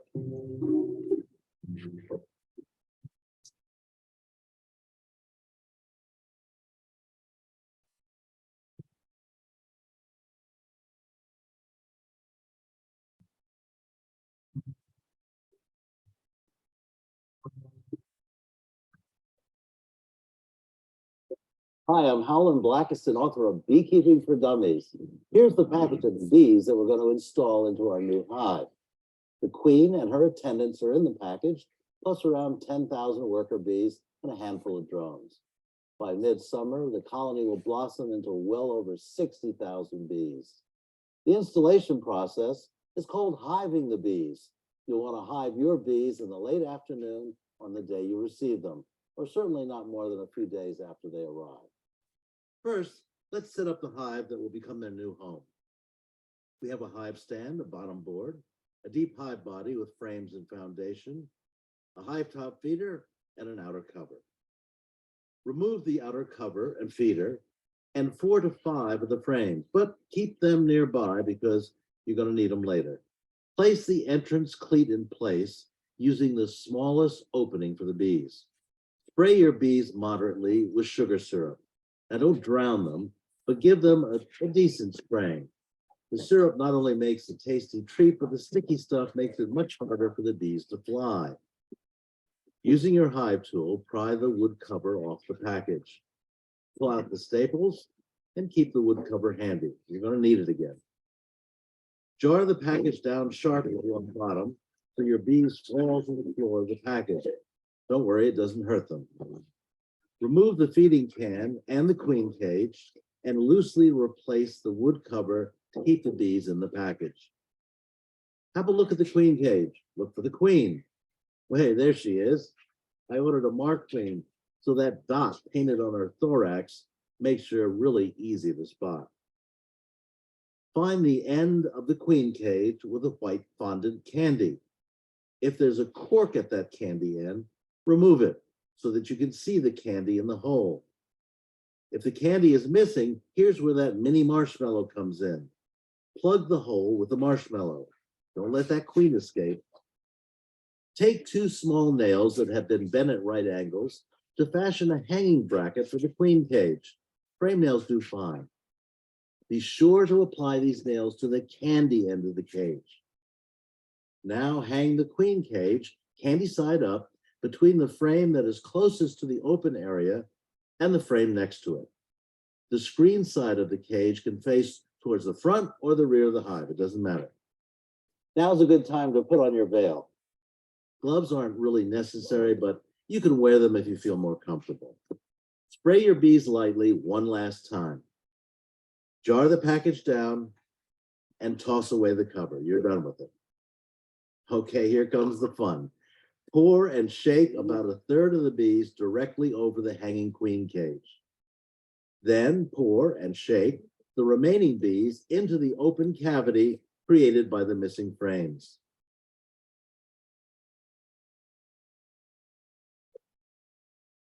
Gently replace all but one of the missing frames. That extra frame will be installed a week later when you remove the empty queen cage, allowing the space for this frame. Now, if there's a big pile of bees at the bottom, give them a moment to disperse before you push the frames down into the frame rests. You don't want to crush any of those little girls. The hive top feeder is placed on top of the hive body without any inner cover in between.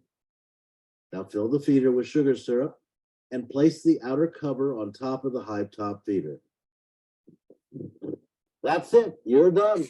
Take a breath and leave everything alone for 1 week. Remember, no peeking. The bees may kill the queen if they're disturbed before she's been released from the cage and the colony has become accustomed to her pheromone scent. Congratulations, you are now officially a beekeeper. You'll find more about this topic.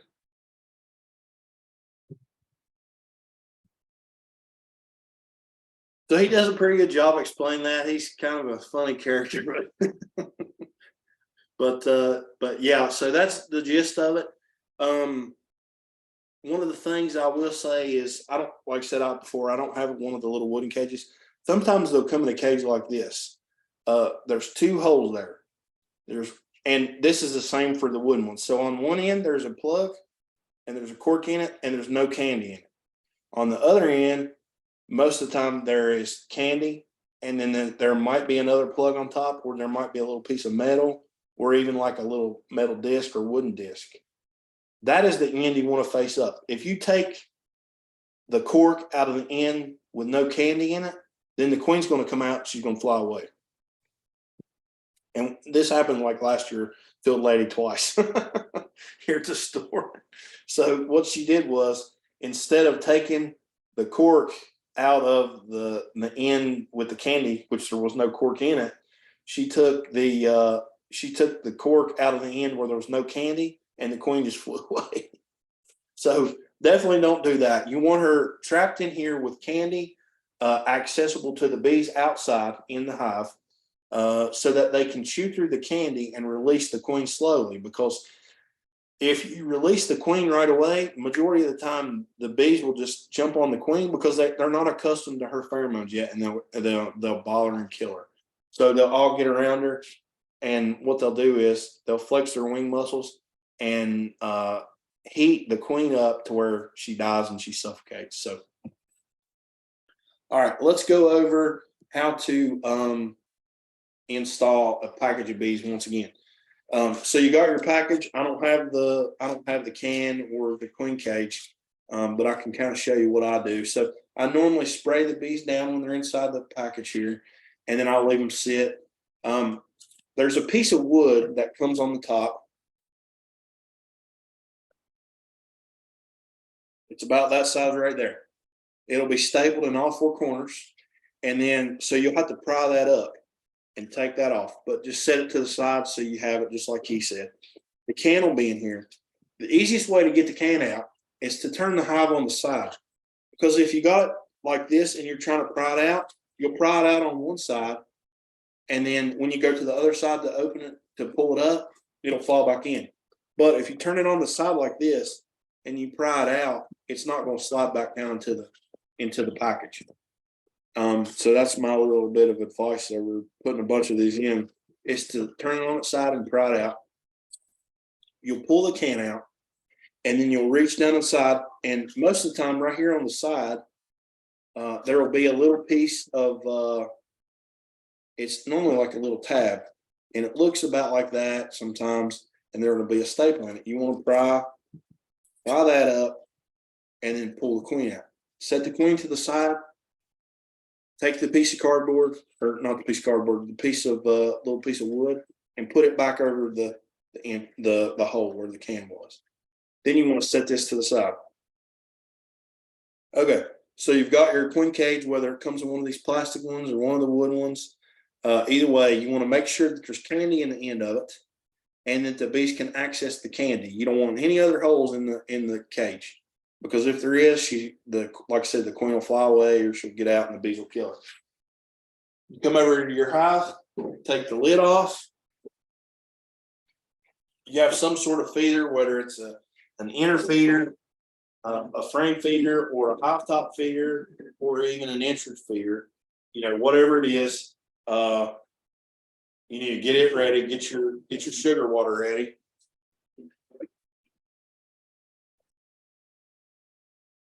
And there should be, like you said, 9 frames. So you've got your queen here. Somehow you want to find a way to fasten this. Most of the time, all my hives have drawn comb.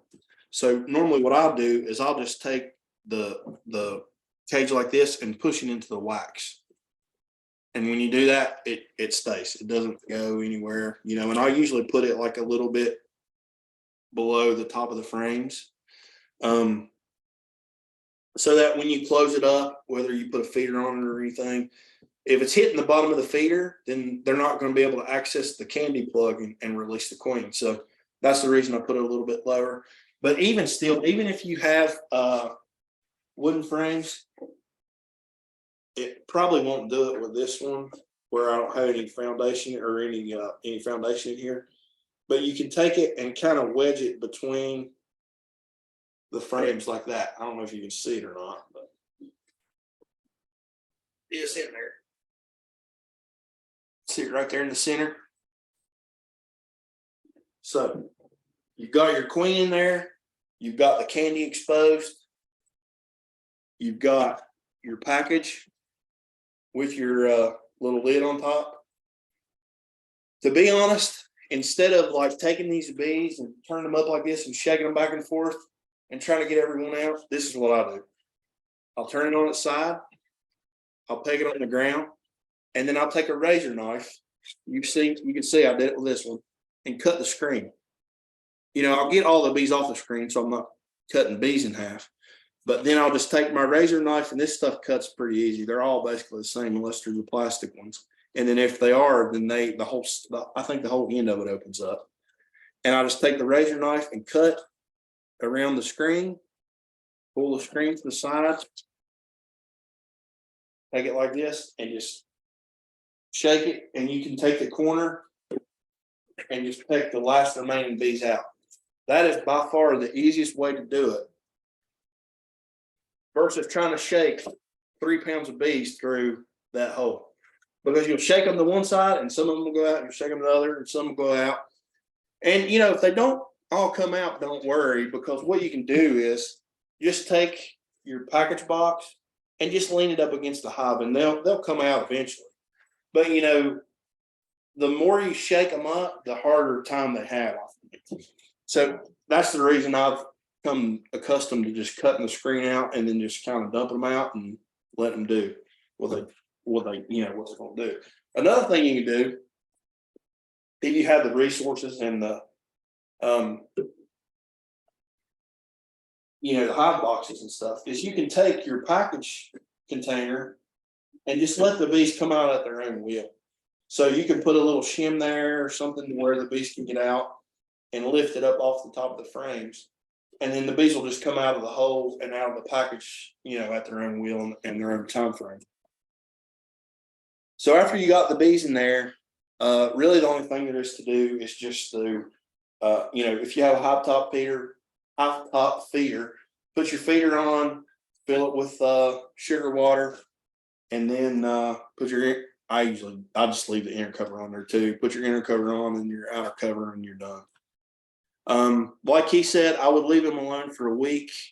Other than to maybe just pop the lid and make sure that they have sugar water, I wouldn't get in them, because once you disturb them, you could cause the bees that are in there to kill the queen. Sometimes packages do funny stuff. Sometimes, sometimes they'll abscond. Abscond means that they'll just totally leave. So they'll leave the queen. Sometimes they'll leave the queen in there. Sometimes they won't. And that's kind of the hard thing with packages. If you do have a package and you have the resources, the best way to keep bees in the hive and not leave or not abscond is to add a frame of open brood. So if you already have bees, or somebody has bees and they'll give you a frame of open brood, put in a frame of open brood in there and the bees won't leave. The same with a swarm. A lot of people talk about, I caught this swarm, put it in a box, and then the bees were in there for like an hour or two and they flew away. I've never had that problem, because what I do is I'll go to one of my other hives and I'll pull a frame of open brood, meaning brood and frames of brood that are not capped over. So they're not in their final stages of development, the larvae aren't. And they release a pheromone the bees have something to do. And they won't leave the brood behind. They won't leave that open brood behind, and they'll stay right there and they won't leave. It's just the little tricks you kind of learn along the way, and you caught a bunch of these things. And but every one I've ever added a frame of open brood into, they've never left. So another option for getting bees in the springtime is obtaining a nuke. So nukes should either be 4 or 5 frames. All nukes should have at least 3 frames of brood with laying queen, 1 frame of pollen with honey, and 1 empty frame for the bees to draw out while it's in the nuke.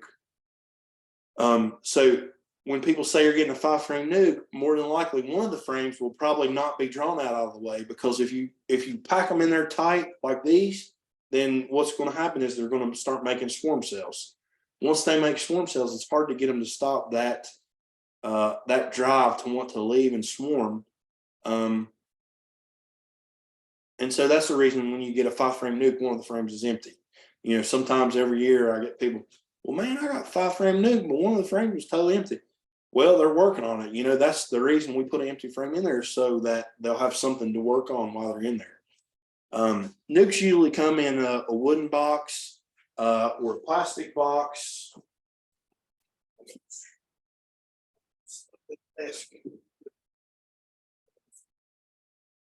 So this is our nukes come in. It's called a pro nuke box, and it's just a plastic, basically a plastic Tupperware box. And inside are 5 frames. I don't know where the other frames are. There's 5 frames. Like I said, it'll be 3 frames of brood, 1 frame of pollen and honey, and then 1 frame that's probably not drawn out all the way. And inside there's these little rail kits, that kind of hold it up off the bottom and allow them to slide. But these are really good. They're really good to keep bees in when you first get them. The problem with them is they leak bees. So you got a minivan or a Subaru or whatever, and you put bees in there, they're going to leak out of this thing. I've passed probably several thousand of these things out, and they come. What happens is they sit in the sun and pops warp, or there's so many bees in there you can't close them down, or there's wax. They'll leak out from the sides. The entrances here, they got a little tab. You lift up on it, and it pops the entrance out. When you close it, you pull it behind that little piece of plastic there on the box, and it closes it off. But sometimes it don't get closed off, and the bees leak out, and then they're all in your car. So what we do is we usually put all our nukes that people are, if they're in a closed car, without a bed, they won't put it in a net bag so that the bees can't get out, because we don't want anybody getting stung in the eyeball while they're going down the road. So usually what happens is nukes must be picked up from the farm you're getting them at, or wherever, a drop-off point. They don't usually ship through the mail. It's just too much. You can't really do it. So sometimes when you buy a nuke, my first nukes I ever bought, the person I bought them off of, they didn't want to pass out their nuke boxes. When I pass nukes out, you just keep the plastic box, or the whatever you're getting the nuke in, you just keep it. Some people want you to bring your own equipment there. Then you'll move the frames over into your equipment, close them up, and then, you know, go on. The problem with that is when you stir them up like that, you don't get all the bees that were in the hive originally. And then they get a boost to all their other hives because the bees just kind of drift to whichever hive's closest and start working in it. So,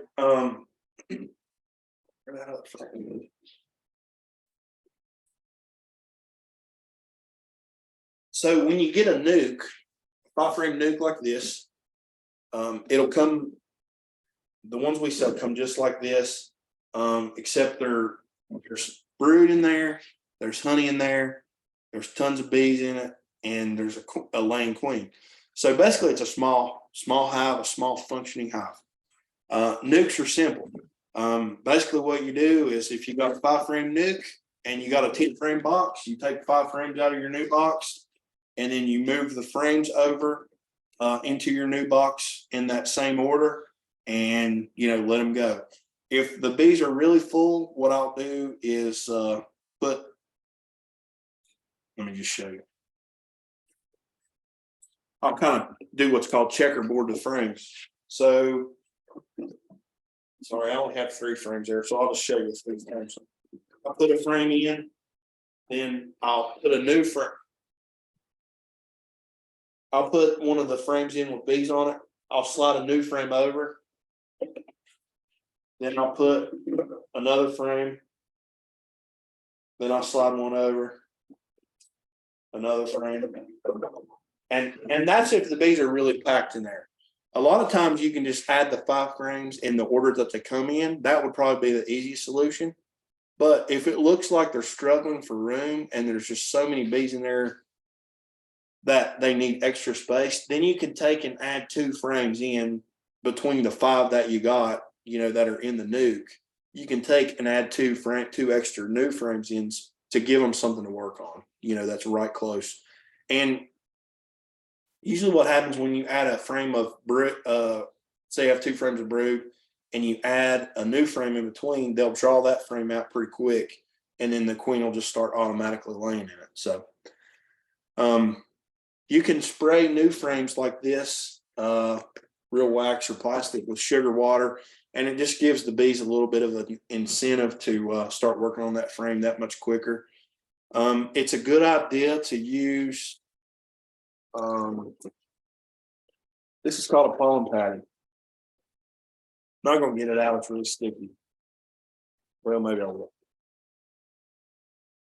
So this is a pollen patty. It's just pollen smushed between 2 pieces of wax paper, and it just lays right on the top,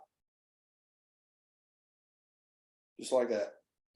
And these help the bees because it's just one less resource that they have to go out and forage for. It makes a big difference because a lot of times when you get a package, especially a package or a nuke, there's not enough bees in there to get all the resources that they need quick enough. So if you add that little bit of extra help to them, then they're able to get going that much quicker, And the same thing with feeding them sugar water. You feed them sugar water and it gives them that much of a boost. They don't have to send hundreds and thousands of bees out foraging all the time. They have a resource right there on top of them to help them along. They'll still go out and forage. You're not going to make them lazy by giving them food, but it just helps them along that much more. So when you do that, the same goes for the nuke. I would feed them for a little bit, at least a couple weeks, just to get them going and help them start drawing out, especially if you want to try to get honey. You can feed them too much, but you can also not feed them enough to where they're just weak. Say you have a 5-frame nuke, I will feed them for probably 2 to 3 weeks just to get them boosted up to where they have plenty of bees, plenty of resources, to start going out and foraging on their own and really bringing that honey in and making a big surplus for you. In here, I say you want to make sure that your entrance is reduced to the small size. I would probably reduce it down to the one that's like 3 inches, like I said before. And that helps a lot, just, keeping robbers out. You probably really won't have that much of a problem with it in the spring. There's not that much robbing that goes on. Mainly the robbing happens when there's no resource out there for them to collect nectar off of. But when there's apples and poplars and, all these different things blooming, you don't have to worry about that as much. So let me put this together. So your bees are in the hive. What's next? You got to get in them. You waited a week. So now you're getting ready to go in them and take a look at them for the first time. What do you do? I'll show you. So after waiting about a week, you want to get all your equipment ready. You want to get some sugar water ready, all your tools laid out, get a notebook for your records, and get your suit on. So lighting your smoker. This is one of the biggest challenges in beekeeping that most people face. So you got a brand new smoker. What do? The best thing that I've ever found to light smokers with is pine needles, or you can use hay too. Sometimes I use hay. Pine needles are probably the best thing though that I've ever used. You've got a new smoker. It comes with one of these little discs in the bottom. And what this does is it basically just makes a small airflow gap. You pull the little tabs out on it, and then you place the tabs down like this. And when you pump the bellow, the bellow's not attached to the smoker other than the brackets. Pump the bellow and air comes out. Well, it goes in this little hole in the back of the smoker and stokes the fire inside. So what I normally do is take pine needles, put them in there lightly. I use a torch. That's the easiest thing to use. And I was take my torch and light it. But if you don't have a torch, you just have to light it.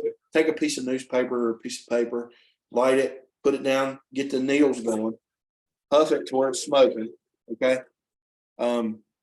Get it going pretty good. And then I don't have any with me, but I just use pellets, wood pellets. I'll take a handful of pellets. I'll put them on the lit pine needles in the bottom, or hay, or whatever you're using, newspaper, whatever. Get them going to where the pellets are on fire and kind of smoldering, and then you get it going. Smoke will be coming out. Flames will be coming out. You take pine needles or hay, or you can use wood chips from Tractor Supply or Home Depot or wherever, basically dog crate chips, and you pack them down in there. You want to pack them to where they're tight. If you pack them loose, they're just going to burn up, and then you're going to have to light it 10 minutes from now.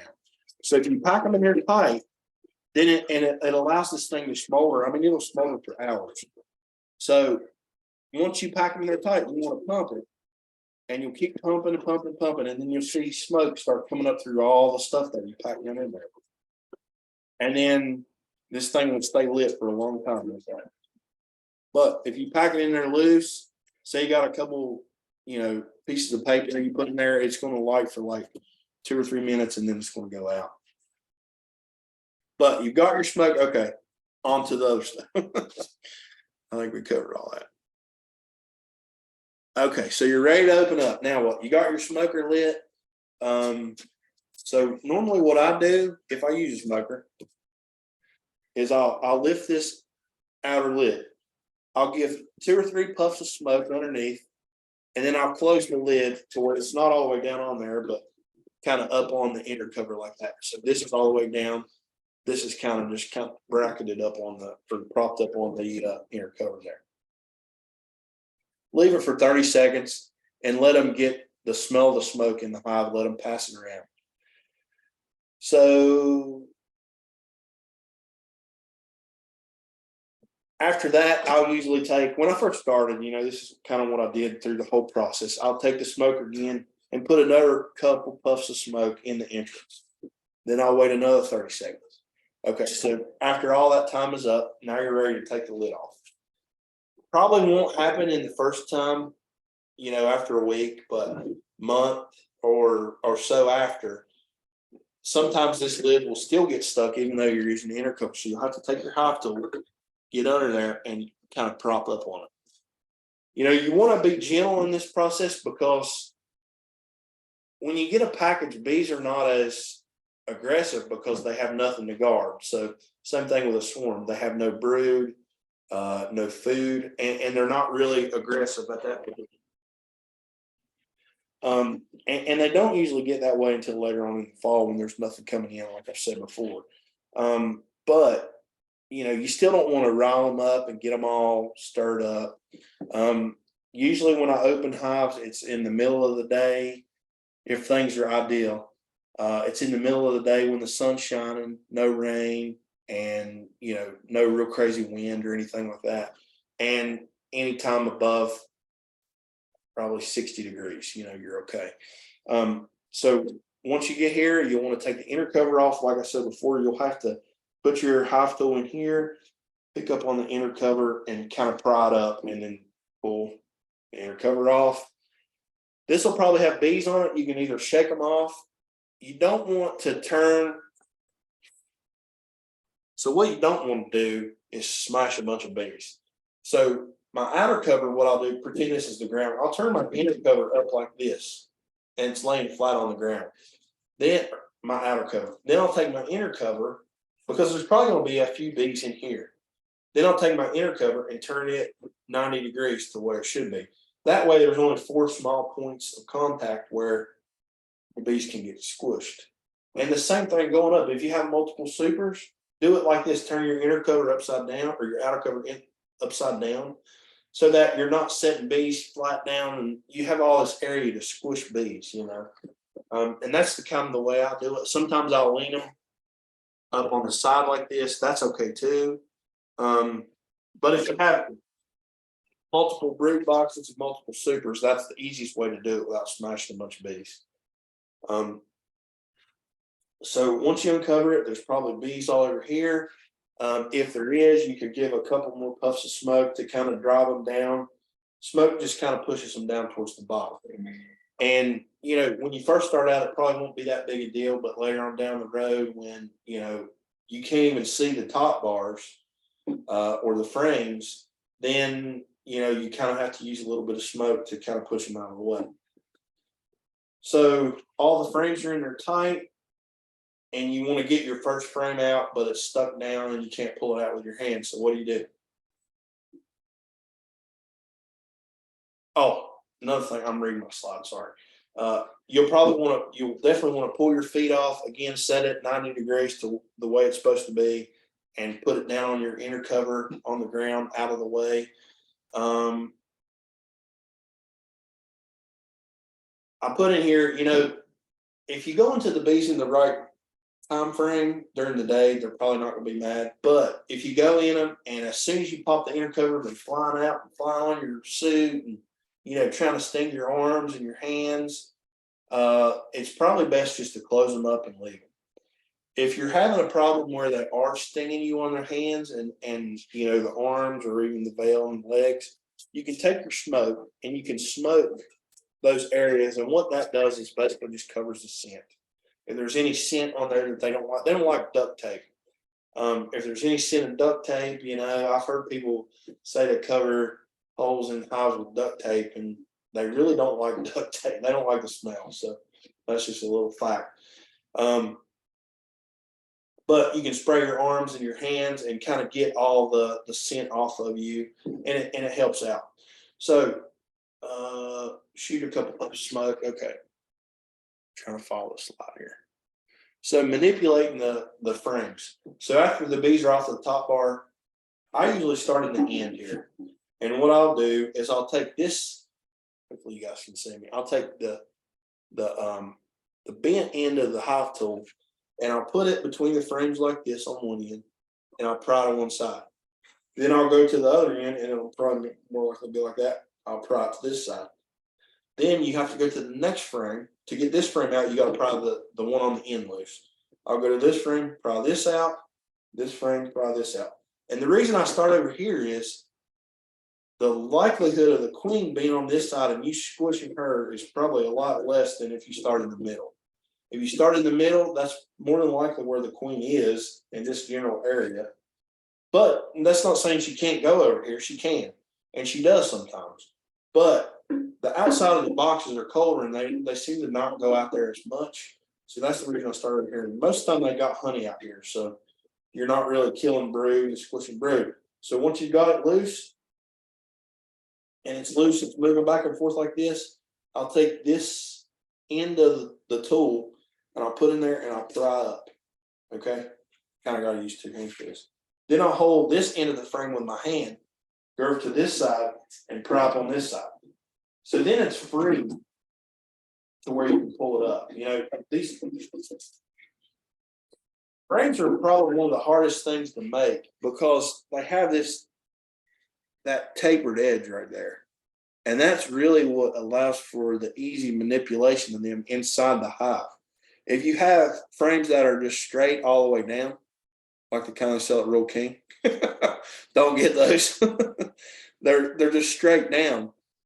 They're harder to get into the hive because, like I said before, once your bees are in the hive for so long, they propolize everything. I mean, everything is stuck to one another to where you really have to try to get it out, you know. So anyways, we've got this frame out.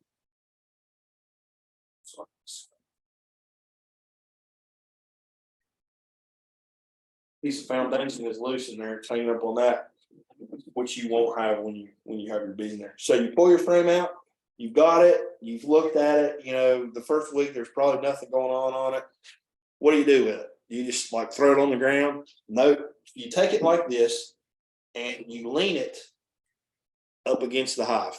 So that, or if you got, you know, a frame rest, some of the frame rests come out here on the side and you can just put it and hang it right there. That's a good option too. But, you know, if you've got 100 hives you got to look through, you're probably not going to want to drag a frame rest, which most people probably aren't. But what I'll normally do is just take it and lean. I don't know if you guys can even see this. Take it and just lean it on the ground, you know, up against the edge of the hive. That's the best place for it. Other than the frame rest to keep from knocking it off and, you know, tearing it up. So once you've gone that far, then you just have to pry it loose on one side of the frames, pry it loose on the other, and then you can pull it out, and then so on and so forth through the whole thing. So most of the time, you know, your activity is going to be where your other frames are, and they're probably going to be working on the new frames that are to the inside and possibly these others.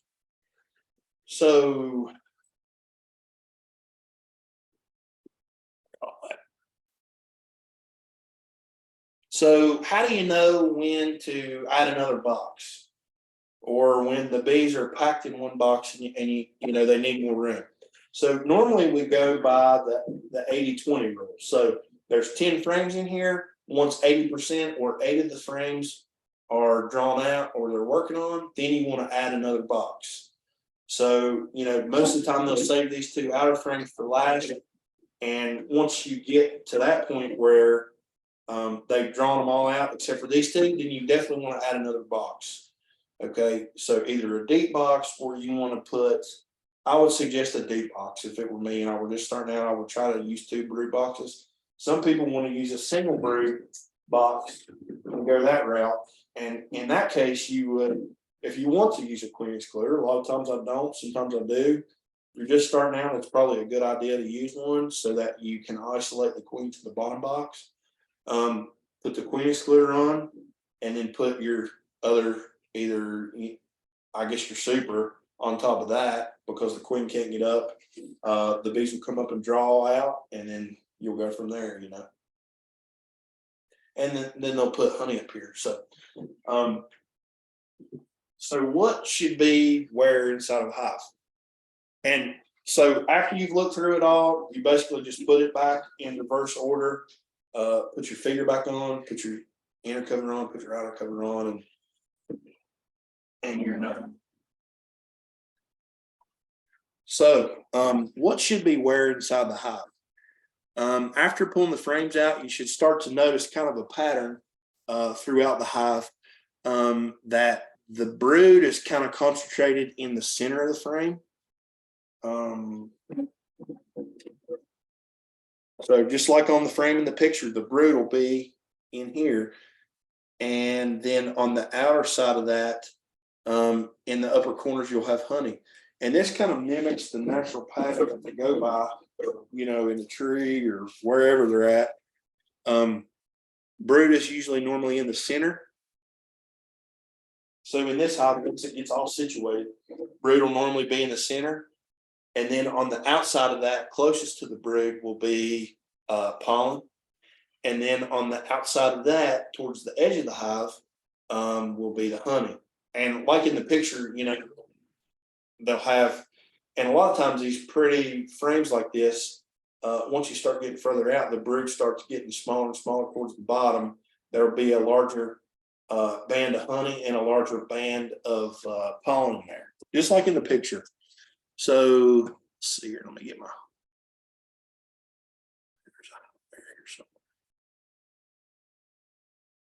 can't find it. So you can see this is all brood in here, all in here. And then on this upper band, right here where these cells look like they're open, this is all pollen or bee bread, which is similar in some regards. And then up in these upper corners is the honey. So from here up, honey, here up is honey. And that's the way they, you know, that's the way they structure their hives. Bees like to build an arc like that. They do this so that the resources will be close by for when they feed their larvae. So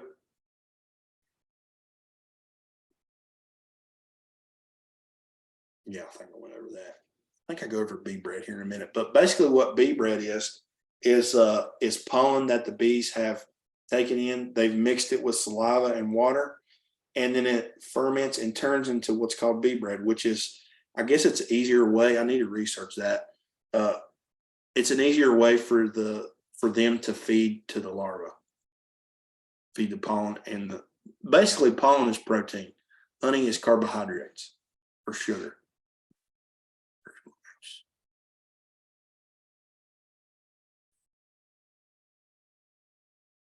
So after you close, I think I went over all this too. So,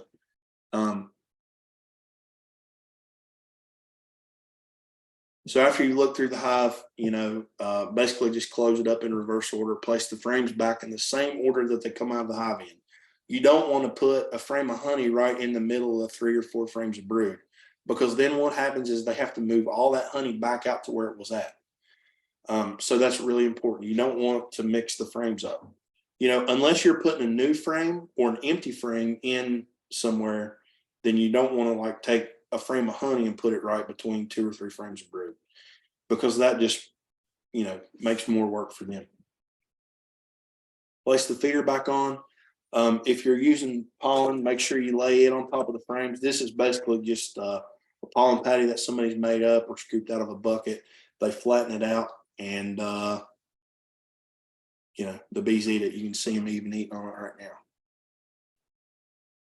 So new hives shouldn't be open more than once a week, and actually the less the better. So every time you're in a hive, it sets them back, because they have to repropalize. They have to you know, glue all those frames back together. They're gonna fix any places that you kind of roughed up when you were in there. So the 8 out of 10 rule. So this is kind of what this picture of this hive is kind of more what they will look like once you get a little bit more established. So you can see that this hive needs a little bit of smoke to try to push the bees down in there, so that you can even get your frame tool in there or your hive tool in there to pull the frame out. We've went over all this, I think. So once they've drawn 8 out of the 10 of the frames, if you're in an 8 frame box, you want to wait till they've drawn 6 out of the 8 frames, and then you want to add your super or your next brood box to that. And what this does is it gives them more room, relieves pressure. If you leave a hive like this full, in this box without any supers on it, I can 100% guarantee that this hive will swarm, because there's not enough room in there for them to store all the resources. And once they have an excess amount of bees, their swarming instinct for a half or a third of the population to leave with the old queen to go to a new spot is just magnified that much more. So if you can relieve pressure by adding another box or moving some empty frames in there and taking some of the frames that are full and moving them to a second box, then it makes life a lot easier because you're not chasing swarms down.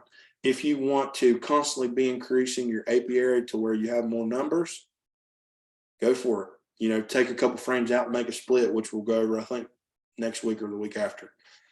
You can make however many hives you want out of just a few hives.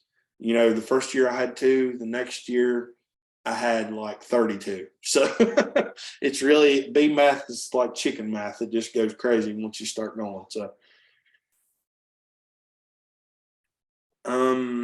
so the frames on the outside, they don't typically like to draw those out just because I think it's colder out there.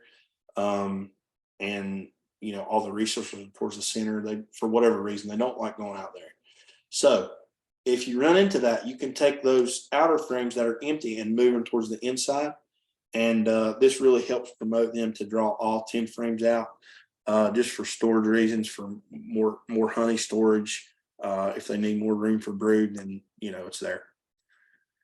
So looking for the queen, it's a lot easier to look for eggs. So right here is an egg. You can see those little pieces that are standing on their end that look like rice. Those are eggs that the queen has laid. Those are within 1 to 3 days old.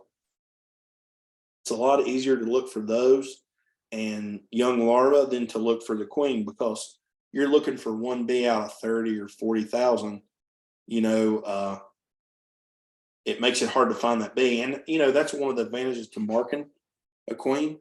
But, if you never find her, then it's hard to find her. So that's the reason I look for eggs. If I look for eggs and I see eggs and I see a healthy hive and I see that there's no swarming instinct going on, I don't look for her. Most of the time I don't look for her. Unless I happen to see her, then I'm happy. I like seeing them, but I'm not going to look through every frame of 100 different hives to find the queen in every one. When I can see eggs and brood and young larvae and know that they're doing well and they're happy. So the best way to find eggs is to have the sun over your shoulder, have it shining over your shoulder down to the cells of the frame. And then, they're a lot easier to see. It's a lot easier to see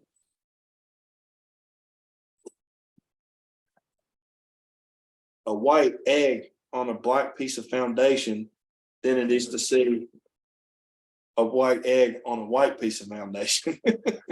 So, consider that when you go.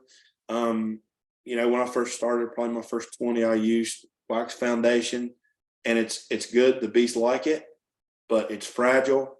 Wax moths like it. They'll chew through it and tear it all to pieces. Mice like it. It's hard to deal with. And so I just went to plastic. I use totally plastic frames now. I don't even use wooden frames just because I have so many, it's just hard to keep up with. And I've had really good success out of the plastic frames, and that's kind of what I use. So anyways, back on the topic. A magnifying glass helps if you have bad eyesight or bifocals. Eggs, basically what they tell you is that the queen was there within the last 3 days. But a swarm can happen in a time frame of 7 to 8 days. So looking for the queen. Queens are all most of the time always found where there are frames of brood, because that's what her job is. Her job is to lay eggs on the brood frames. Her job is not to put honey in the honey frames or find pollen and use it. She doesn't have to worry about that. The workers are feeding her pollen, feeding her water. Everything she needs is at her beck and call, and all she has to do is lay 2,000 eggs a day, and she's got it made. So she's got a big job ahead of her, and she's not going to be more than likely on a honey frame. Sometimes she is, but 95% of the time she's not, or 99% of the time. You can see in this picture how the worker bees kind of face into her. That's because they're taking care of her, they're tending to her. And, you know, they supply every need she needs. And, you know, you can see that they're tending to her. She's usually a lot darker in color. Sometimes she can be light. Most of the time they're darker. And they all face in. You can she kind of moves a little bit quicker than the other bees around the frame because she's in search for cells to lay her eggs in. It's good practice to look for queens that haven't been marked because, you know, when a swarm flies out and a swarm cell hatches, and you're going to be looking for queens that aren't marked eventually. So it's good practice to look for queens that aren't marked. You know, if you can mark them, great. But if you can't, then get some practice at looking for them unmarked too. It'll help you in the long run. So cat brood, this is a picture of cat brood we talked about earlier. It's what's in the center of the arc. And then on the outside of that, it's either pollen or bee bread. And then on the outside of that in the corners is the shiny stuff on the frame is the honey. Brood is capped at day 9 and remains until 21 days old.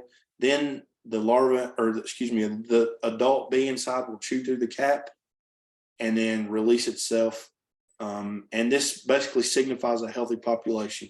Not every cell on the frame will be, you know, sometimes there's cells that the queen misses or the larva's no good and the attendants take it out, and, you know, they usually don't take it out. Most of the time what they do is they cannibalize it and reuse the protein and the resources that are in it. So usually 4 or 5 frames of brood are present in any one brood chamber. Sometimes it can be more towards the fall. Sometimes it can be less. So that's usually a pretty good average though when there's a good nectar flow going on. Drone cells, you can see the drone cells.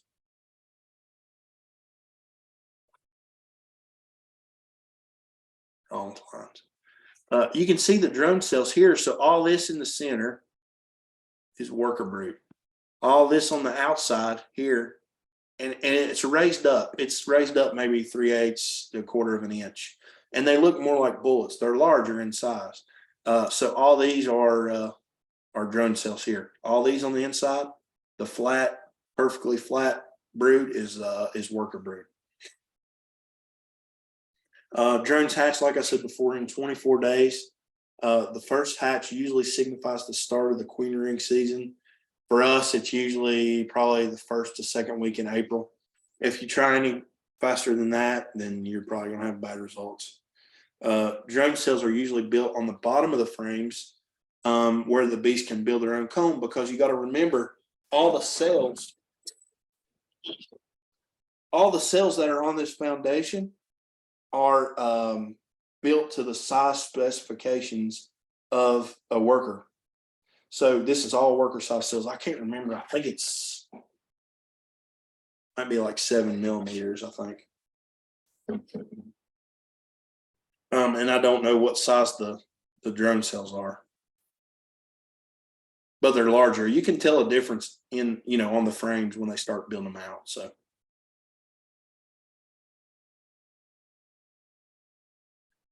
queen cups are usually always present.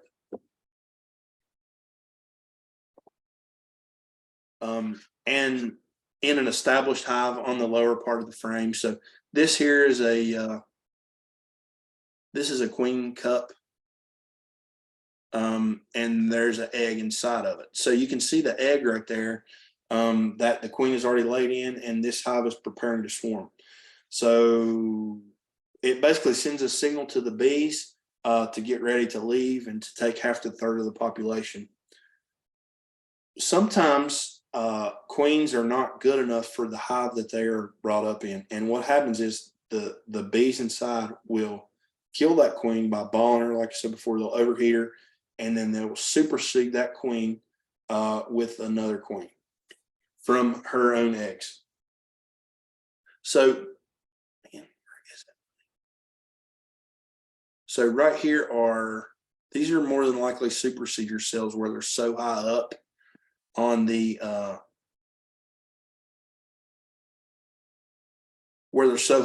frame. Usually the upper half to third of the frame, if there are cells up there, queen cells. So let me go back to something real quick. So the peanut shaped looking things here on this frame are queen cells. You can either have swarm cells or supersedure cells. So a swarm cell is usually on the lower third of the frame. They're usually down here on the bottom, if not hanging off the bottom. They just look like peanuts hanging down. If they're from here up, they're probably supersedure cells. So it's a case where that queen was no good. Something was wrong with her. She wasn't laying right. Maybe there was nothing wrong with her, and nothing wrong with her for us. But the bees, they know way more than we do. So something was wrong with her along the lines. They wound up killing her, and then they raised another queen for supersedure reasons. Maybe her pheromone levels dropped, like I wrote here, and then they need a more appropriate queen for the hive to spread the pheromone in the hive. Because remember, all the functions inside the hive are regulated by that queen's pheromones. So if you have supersedure cells and you say, oh man, there's swarm cells in there, I got to cut those out. If you cut all those out, you have no queen because they've already killed the other queen, and the supersedure cells are in there, and those are meant to raise another queen so that the hive can be, move forward. If there are swarm cells on the bottom and you're trying to keep bees from swarming, and we'll go over all this again too. This is kind of premature for where I'm at here. If there's swarm cells on the bottom and you're worried about them swarming and you cut them out, then there's still a queen running around there as long as you find her. If for some reason you cut the swarm cells out and they're already capped and all your resources are in one basket there in those swarm cells, then the hive's dead. You're going to have to add a frame of eggs or find a queen to put in them. So I think we've already talked about all this. So what happens if you go in and another reason for a supersedure cell is we're clumsy. We're not meant to be in hives. So if we go in there and we smash a queen or we roll a queen when we're pulling a frame out and it squeezes her and kills her, they're going to have to make a new queen. That's what these supersedure cells, they wouldn't be on the lower part of the frame.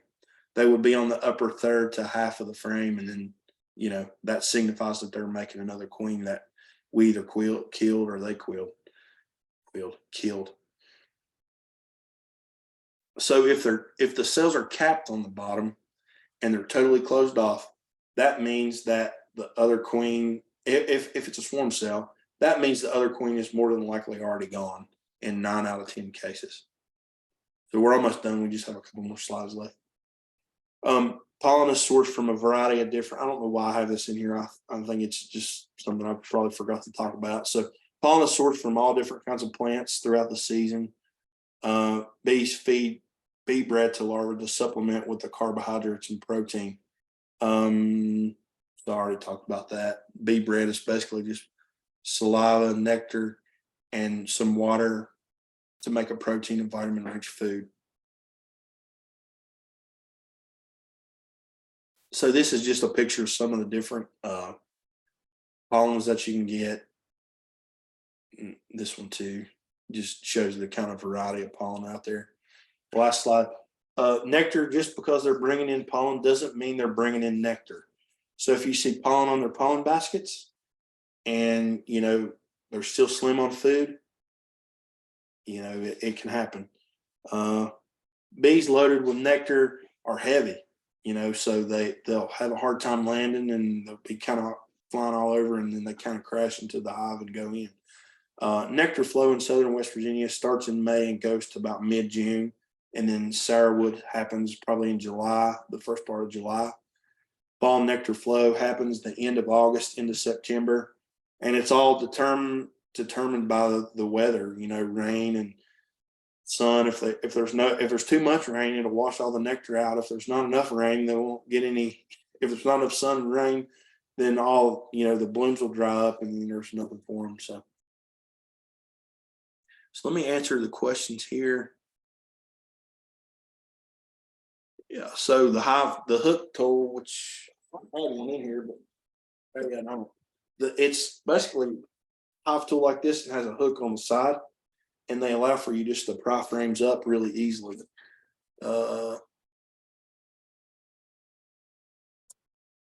So what if you just want a small amount of boxes? What happens to the extra bees? Well, they're probably going to swarm on you, because if you have too many bees, and you're never going to be able to stop them from swarming no matter what you do. It's just their instinct. It's what they're built to do, and it's hard to stop them from that. Especially in the spring, they constantly want to swarm. If you're building them up, you either have to give them away, pull frames out, and make nukes, make other hives, or let them swarm. I mean, there's really that's all you can do. So how do you keep mice out of that 3-inch slit? Are mice a pretty big nuisance for hive? Mice are really a problem in the wintertime, because the mice are looking for somewhere warm. In the spring, not so much. The springtime, they stay out pretty much. They're doing their other stuff. But the wintertime, they're looking for a warm spot. And normally what we do is we use a mouse guard, or we take a 1/2-inch hardware cloth and we put in the front and we staple it to the front of the hive. And, that works pretty good. So if you have a question, you're more than welcome to turn your mic on and ask, or you can type it. If you want the PowerPoint, then you can send me your email if I don't already have it, and then I'll send you the link to the Google Drive PowerPoint, and then that way you can have all of them for the upcoming weeks and this week too.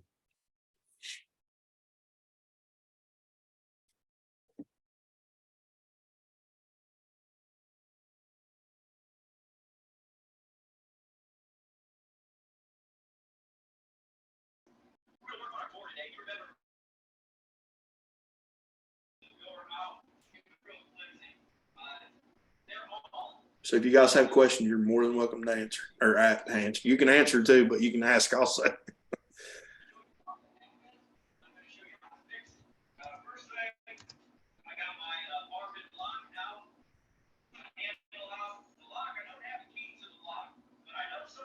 I don't usually talk this much, so I'm not as hoarse in my daily life.